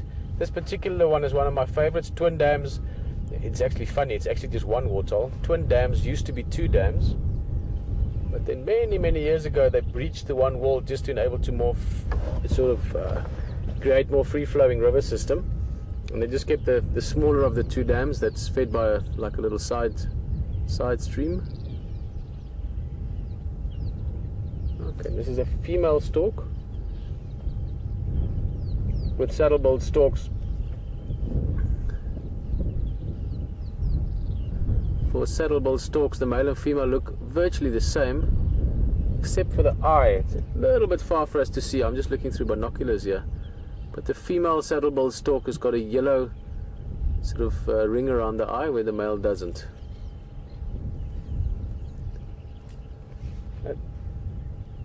Don't see him, but you do very often get them together. They're normally in pairs. In fact, the other night when H and myself were on drive together, we saw the two of them here.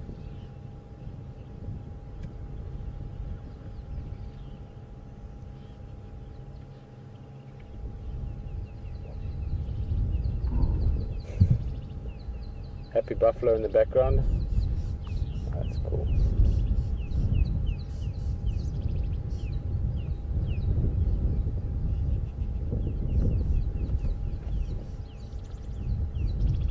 Again, little bachelor group, about 6 or 7 of them, the buffalo. Big males together, no females, no calves, just bachelors.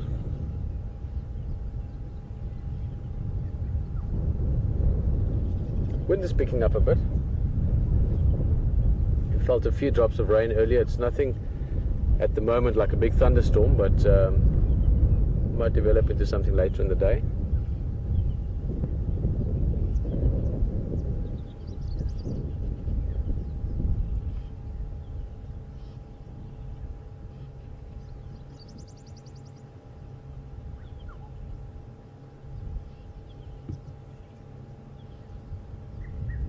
That's a happy place for buffalo. Some mud nearby, some shade nearby. And they've probably had a good feeding session this morning. Typically buffalo sort of feed quite a bit in the morning, and then they settle down later in the morning during the hot part of the day and ruminate, so chewing the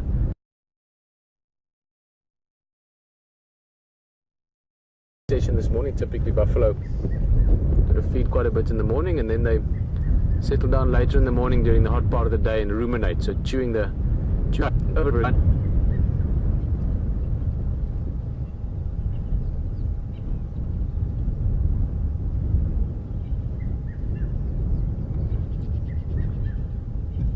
Little locking of horns there.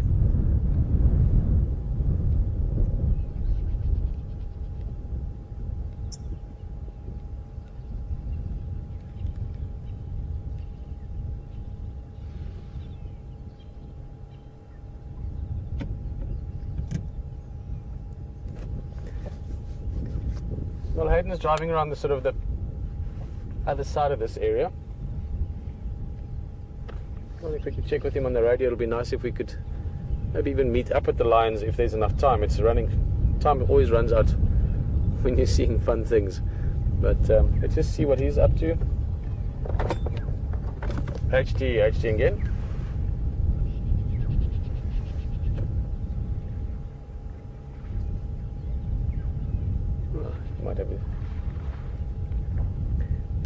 Yeah, HD, I'm just here at Twin Dams, going to make my way up towards those Ngala again. Maybe if you're in the area we can have a little look there together before we close down.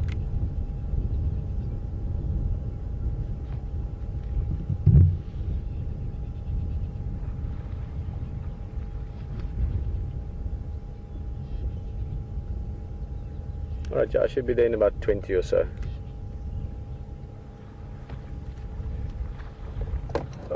Nice wallow.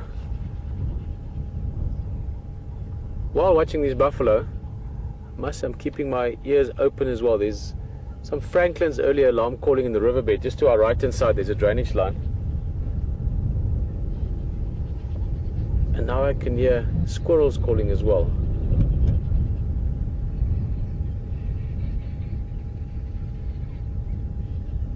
I think I might want to go have a look, just in case there is something walking around. I'm a bit worried about signal. We might break up a little bit, but then you can jump on the vehicle with HT. Gonna have a quick look, see if we can spot something there. If not, we're going to be heading up to the high ground. There's another Franklin calling. There sounds like something moving. It might be a big mongoose. Who knows? Let's go see.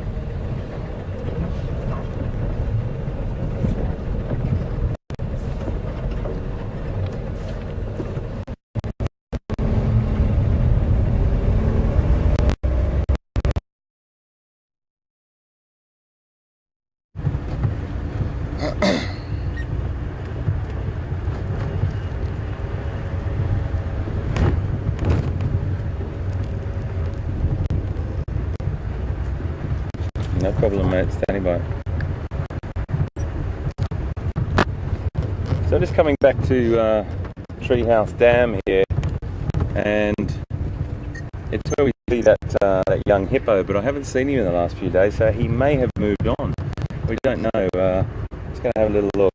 We also saw that elusive leopard the other morning. Now, I know many of you were watching and it went black screen, but you could still hear the audio, which is so annoying, I know, but I do apologise.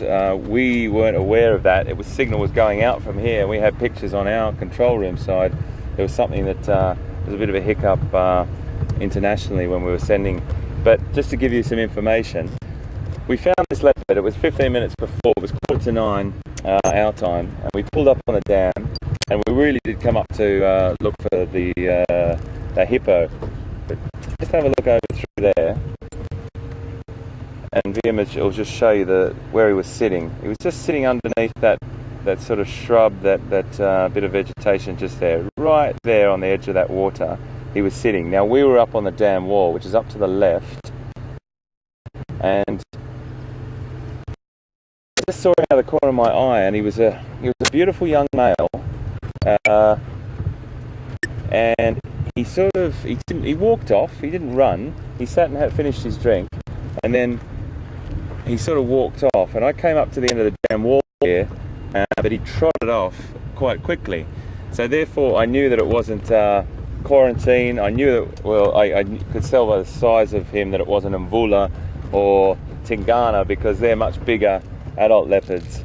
And these look like about 18 months to 2 years old, youngster. He was just on the edge of this water, and he took off up here. Now, we went after him. When I say after him, we drove up behind him, and he was just walking, and that was okay. But he then, as soon as I started to drive off, follow him a little bit, he ran a little bit. So I just backed off completely. There's no way. We've got a little spot on the lens, have we? We might just have to give the lens a little wipe here, folks, if that's okay. Sorry, guys. You want to use that, mate? Sorry about this, folks, but this is what happens in the wild and in the real world. It's just a little spot on the lens. Good. So he ran off, and the whole thing about habituating animals is just slowly. You don't want to scare them off. You don't want to chase them and everything and leave a bad memory or imprint a bad memory on them. So we backed off. He's seen us. I talked to some of the other guys last night, and he's got a bit of a reputation for just getting out of the situation, and he's very, very shy. So at least we saw him, which is fantastic, which is 5 different leopard I've seen here in nearly 2 weeks.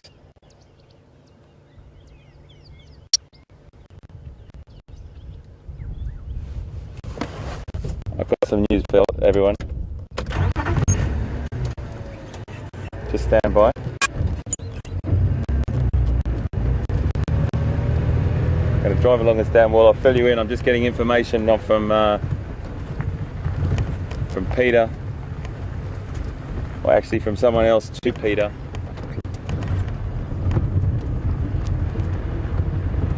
Just bear with me, everyone.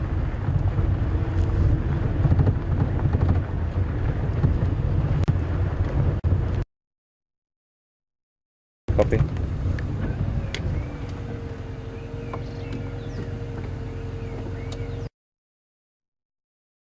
Message, mate.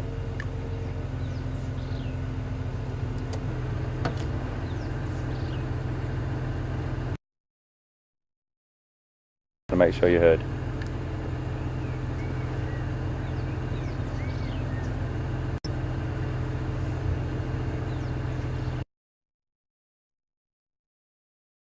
Just now.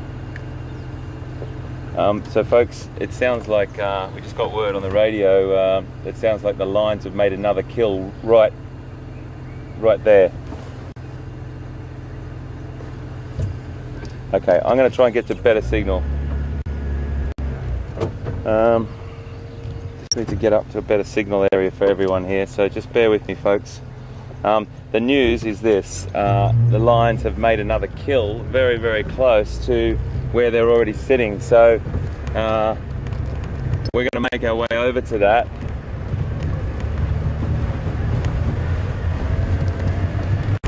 And I'm just going to get to a better signal for you. I'm sorry about if it's breaking up a little bit.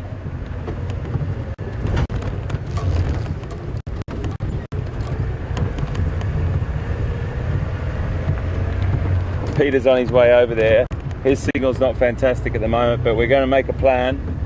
We'll always make a plan for you.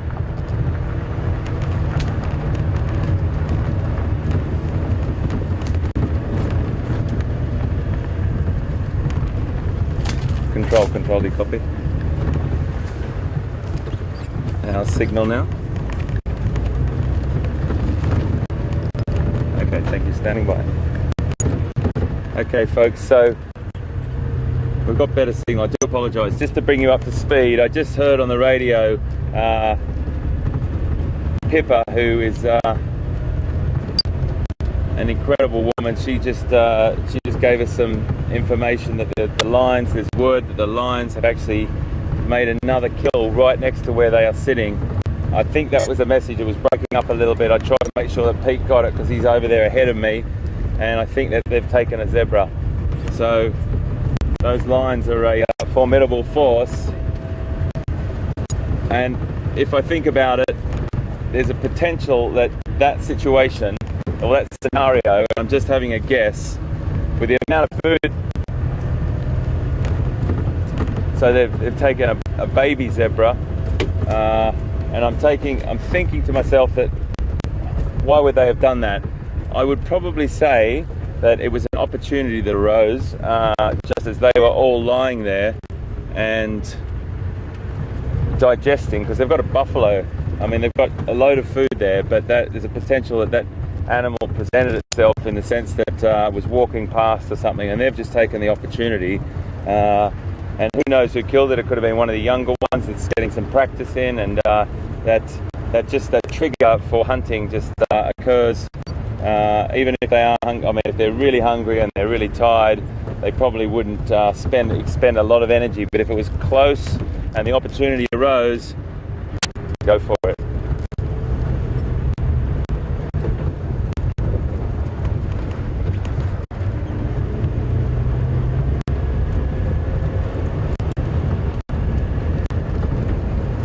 So we're just driving down now. We might get a little bit of break up just down in this dip.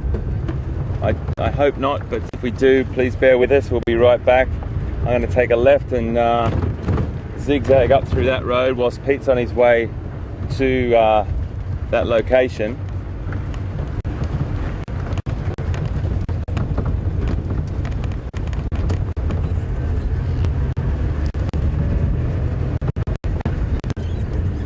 It's all very exciting when you hear those things on the radio, everyone, and you know that we can show you some incredible encounters with these beautiful cats. And it's important for us to share as much knowledge about the real world and the real natural world, particularly when we can with you on these safari drives. And this is a great example this morning of how it happens, the natural world. We haven't seen a huge amount this morning. When you've been with Peter, we saw a couple of things, like we saw a beautiful giraffe, but Pete was online, so you know we can always see giraffe. They're a little bit easier to see than lions are, so we stay with them. So it's just to give you an idea that this is not scripted, it's never scripted. We listen to the radio and we try and maximize our opportunities, that's for sure. And we also use our own, I've got my eyes in the sky. We do a little bit of simple tracking out of the vehicle, and we do our best. But this morning's been really quiet, but hopefully we're going to finish on fresh lines. Let's see what happens over there.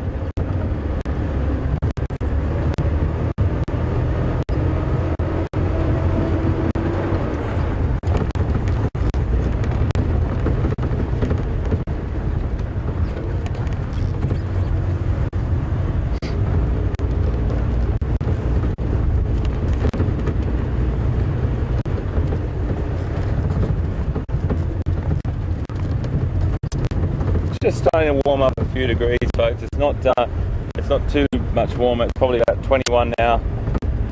Still a cool breeze blowing.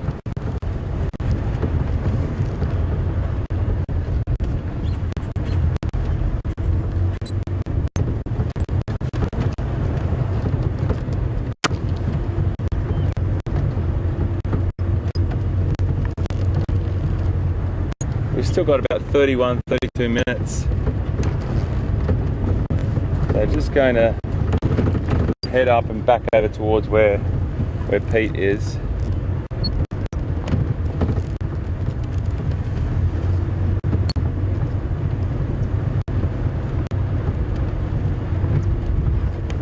Just looking at the quickest possible routes. We'll go next on the right. Okay, I've got that.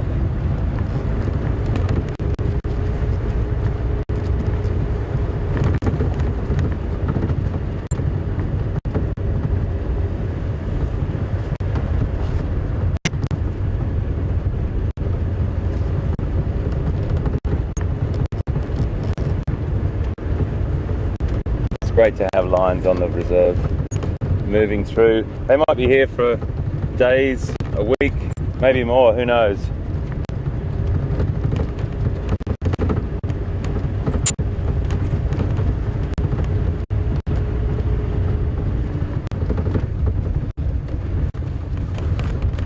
Sorry, the bumps. We're still in fantastic leopard territory. But it is getting a little bit warmer now, and they're probably going to be, excuse me, probably going to be finding somewhere very, very shady to relax now, get out of the heat. But there's always exceptions to the rule, like we've seen yesterday morning at 9:15. It was a similar temperature, and we saw that young male. I still yet to find his name out properly. I do apologise, I should know it. And it is the daughter, maybe you can help me out with that. It starts with a K, and I'm just trying to remember it off my notes. It starts with a K. If you can maybe email or tweet if you know, it's one of the sons of Karula, but he's the more elusive one. It starts with a K. So if you can potentially help me with that, I'd really, really appreciate it. Anyone that knows any information about that, I can always look it up when I get back on my notes and make sure that we get that name to you. But I assure you, even though you didn't see him, we saw him, and we'll always keep our eyes open for him.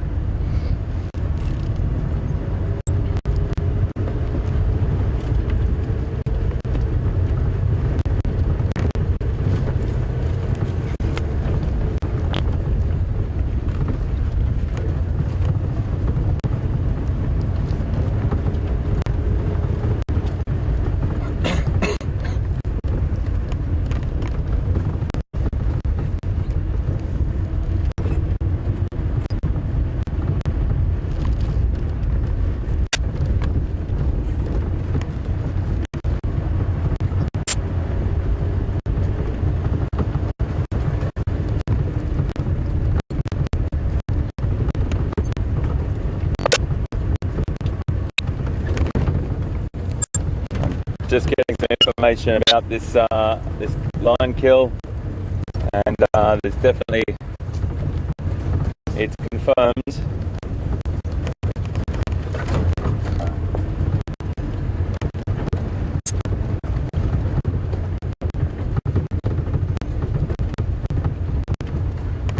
It's confirmed, folks, that they've definitely made another kill.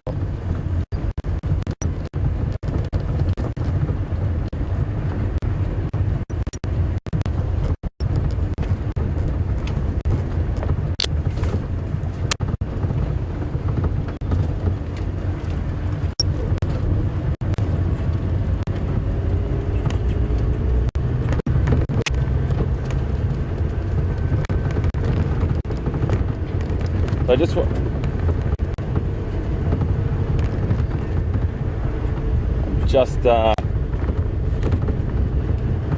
listening to the radio.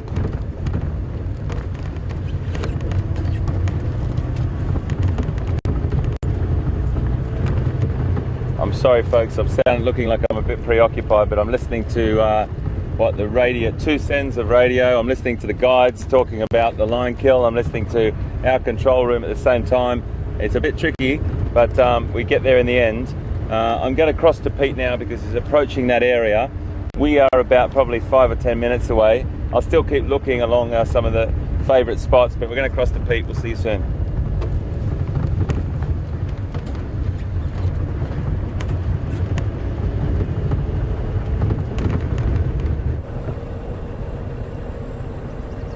Guys, well, welcome back here on the vehicle on this side with the jigger. Just to show you quickly, we've got a couple of impala here. We're very, very close to where those lions were earlier, and we've had a very exciting or interesting radio call. I'll tell you about it now, but just to show you that when lions have killed something, even if the smells and the vultures and the signs are there, animals still move around to their daily business. Things move along, things continue on. And these impala, they might be able to smell that carcass, the wind is coming from there, but they're going along, either not aware or aware that, listen, it's way over there. Now, we had a very interesting radio call, as I said, from Pippa, actually. She's the owneress, or her and Yuri are the owners of Djuma. So they are our hosts, really, and allowing us to be here. And fantastic people, I've known them for years, really nice people. And Pippa called us with a very interesting bit of information. They were sitting with the lions, and to get over here as quick as we can. And I don't think I'm going to tell you much more than that. Let's go look.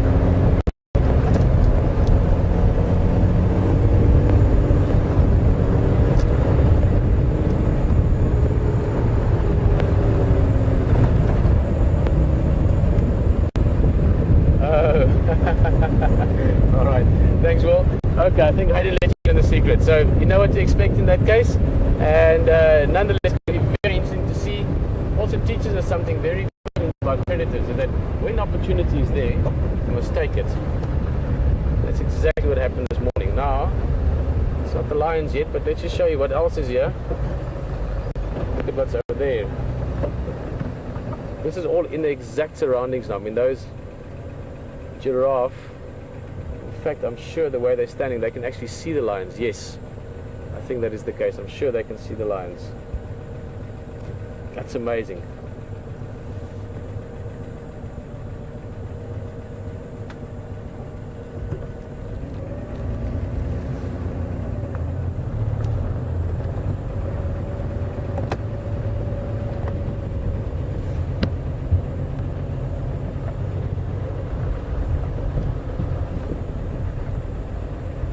Angela. May I join you guys?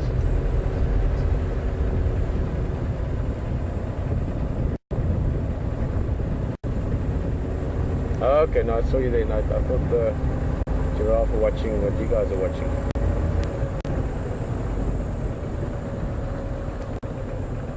Okay, copy, thank you.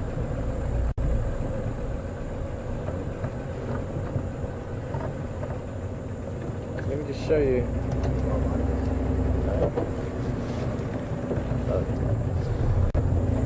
It's really interesting there.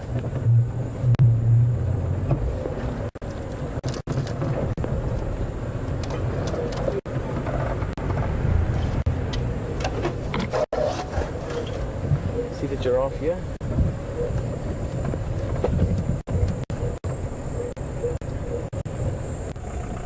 They obviously have good eyesight and they've been keeping an eye on this as well. You see it. So the giraffe are watching the lions. Obviously they need to keep an eye on them.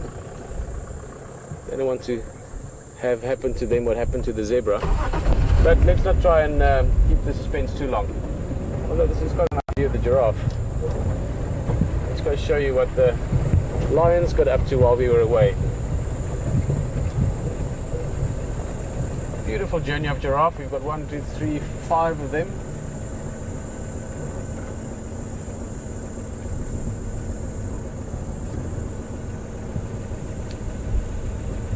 Keeping their necks craned, and I'm sure you want to go see what those lions are up to, or what they have been up to. Pretty much what happened. We'll get the exact story from Pippa later on. We're going to see them later today. But the lions were lying around here. They were just watching them. The buffalo killers close by. Some zebras must have come along. Lions saw the opportunity, took it, and caught themselves more food. Now they will be here even longer. Yo, look at it right in there. I'm going to try and get as high up here. Right. High enough, maybe you can get a peek in there. They're right in some thick bush.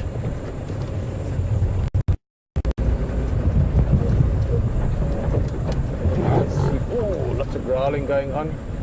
Let's see if we can have a peek in there, otherwise we'll try and get us around the other side.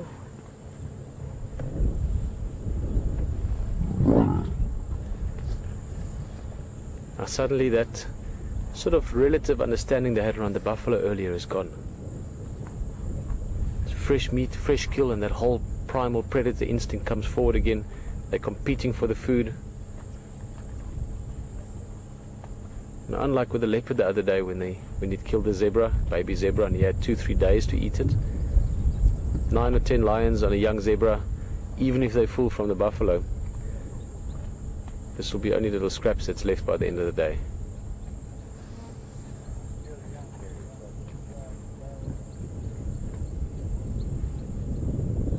I'm going to try and get in on the other side there. See, there is a gap on the other end of them. We can maybe get a better view. Let's try that.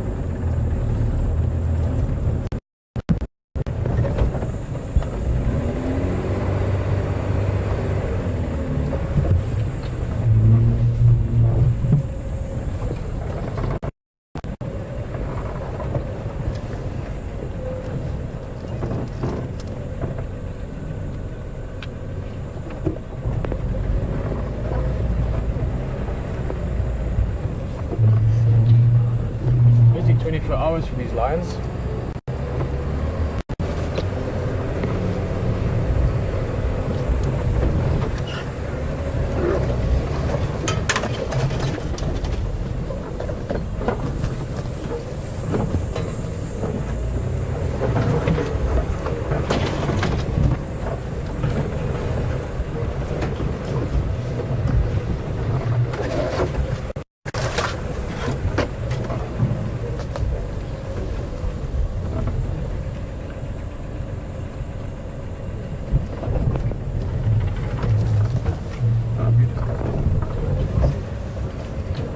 goes in here. I'm just going to just need one little window for you to look in there.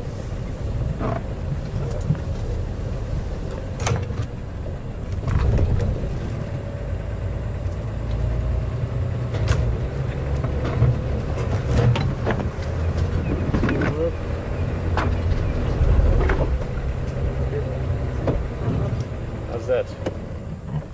Yes.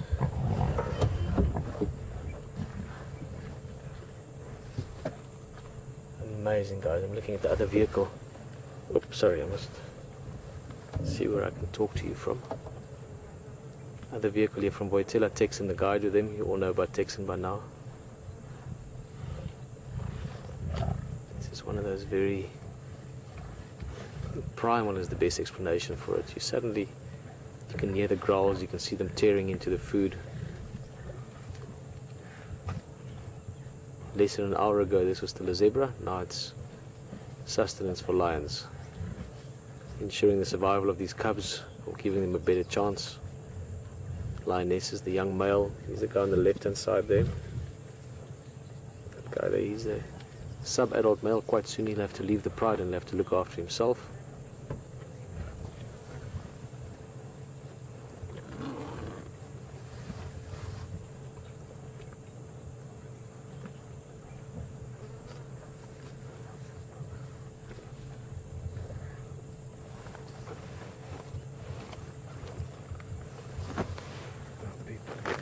Sorry.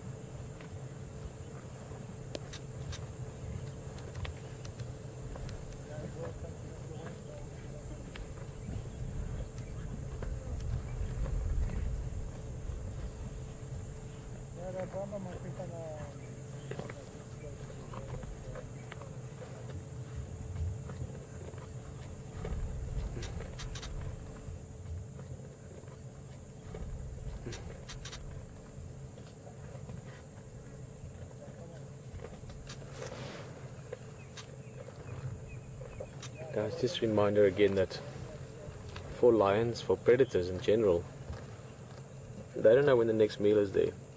Herbivores, things that eat grass or leaves, the food is there, they must just find it and eat it. But with the predator, the next opportunity might be a long time away. So when there's an opportunity like now, even though they have lots of food around the corner, they take it, because who knows when the next chance is. Meat in the belly is meat that's yours.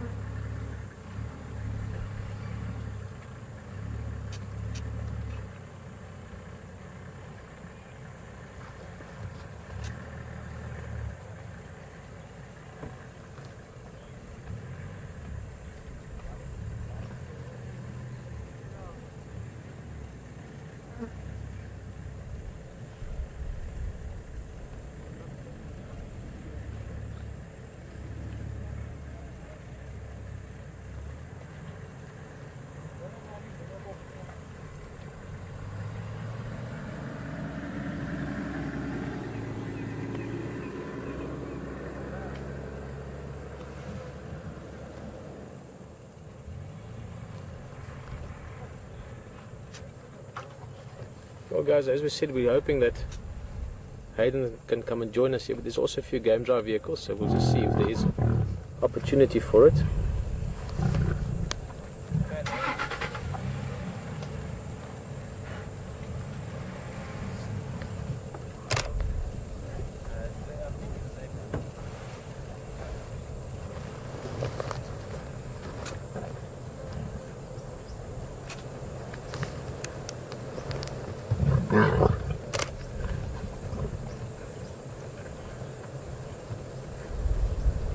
Andrew.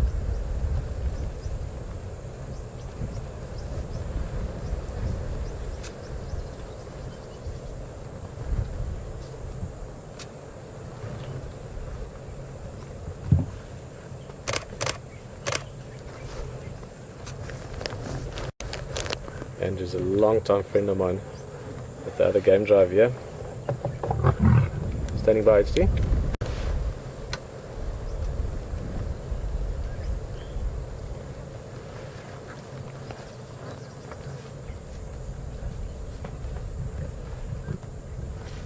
Hey, from your taxi just pulled out. Andrew again.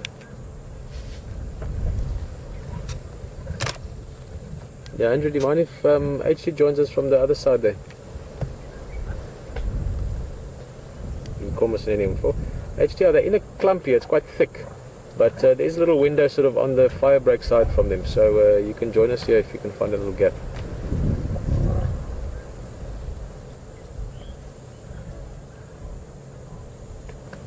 HT again.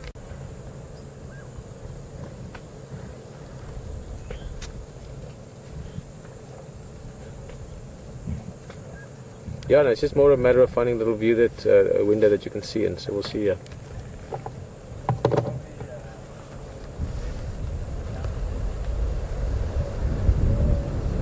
Well, HD is going to come and join us, which is brilliant.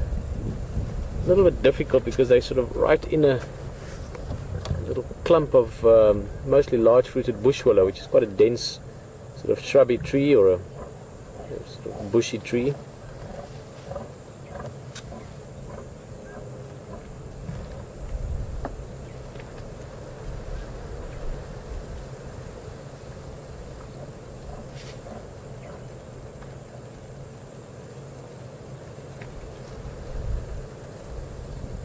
I only see a glimpse of one leg there, but it looks like it wasn't a very big zebra, a young calf or a young foal. So they'll probably finish this off quite soon.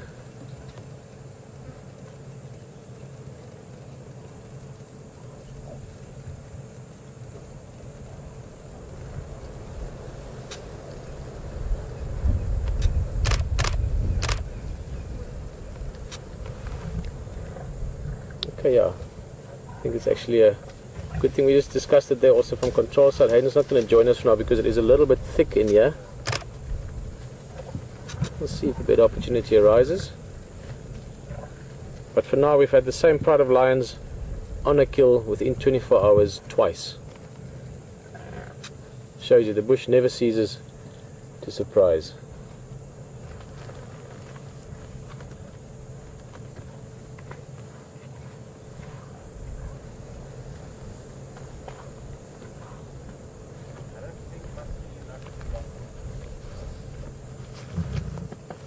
We move back a little bit. Move back a little. Then it gets rid of this tree in front here. Those leaves. Yeah, I quite like the leaves. Tells us how thick we into this. I'll move you now.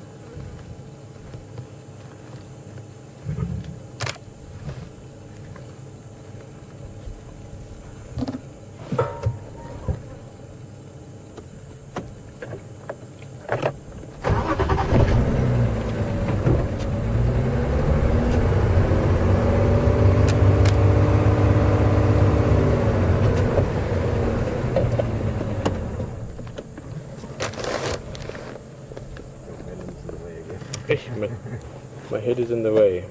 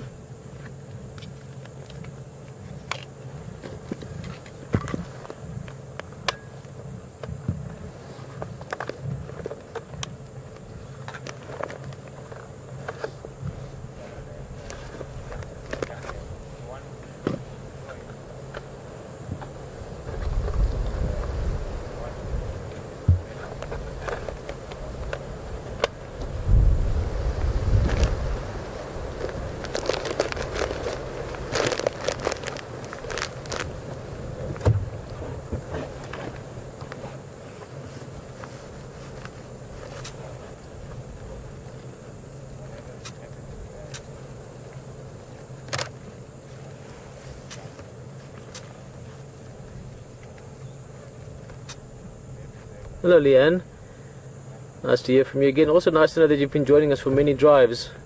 Just referencing back to the wild dog kill from the other day when they went to fetch the pups, and asking if lions would do the same. Yes, they would,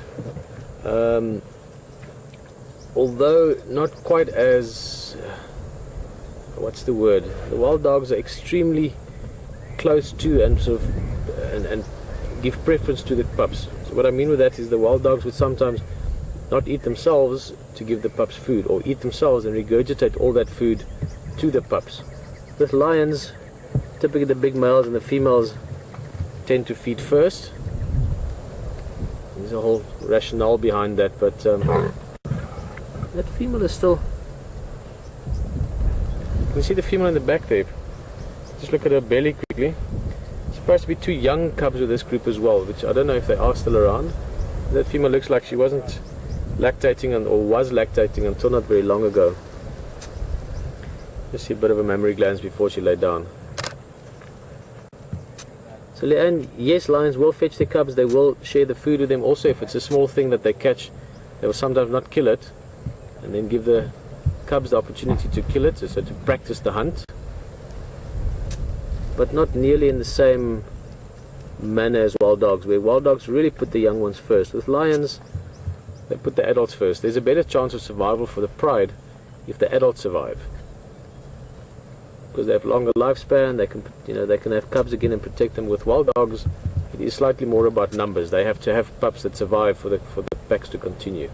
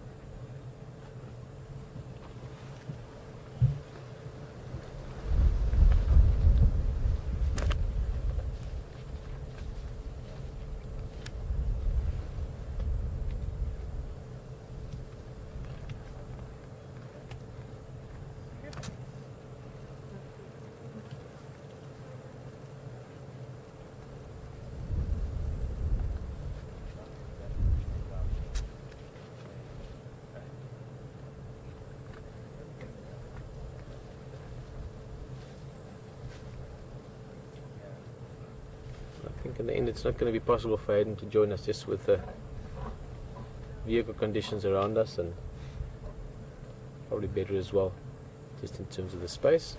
The other guides are so good for us. They're really helping us get into sightings and everything, so it's good to allow them some extra space, so to speak, as well. But what I was actually thinking about is that I can come as close to as possible to guaranteeing that these lions will be here this afternoon.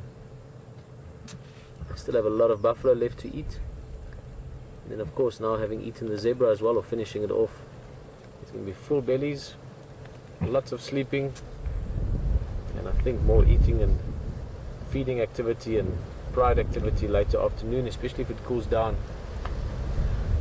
See what happens today. Maybe a bit of rain. It's one of those sort of odd days. I can't really get a feel for the weather. It's a bit windy now, clouds are building up, it might turn into a thunderstorm later, might not. And we'll definitely be back this afternoon unless weather doesn't permit, if it is raining very hard. See what these guys are up to. What else have they done for the day? I mean, this morning we left them thinking, oh, this is almost sleep time now, and then they went and caught a baby zebra.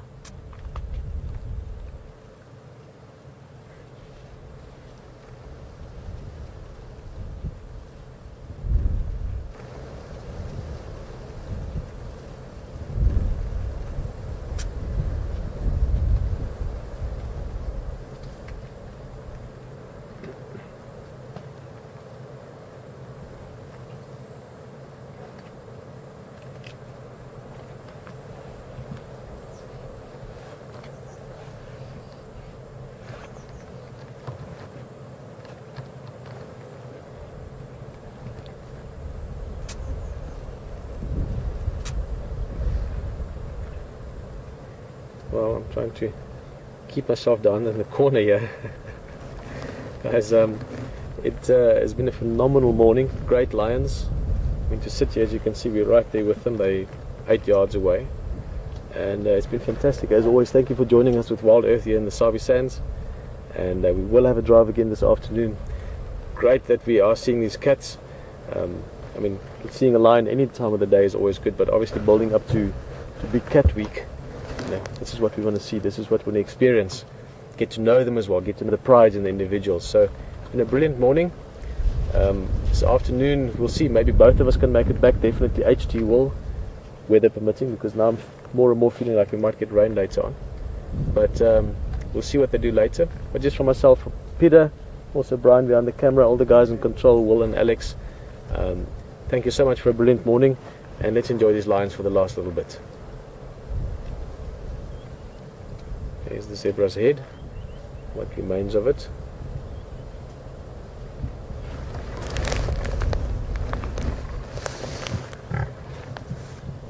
Not much left now of the little carcass, so you could find them contending for it quite heavily.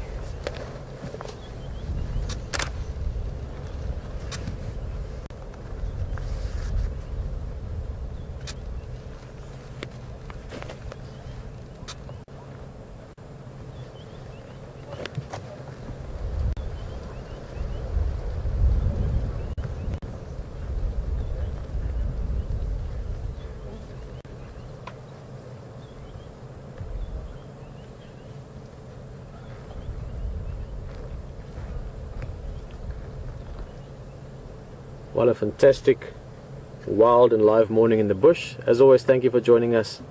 We'll see you this afternoon.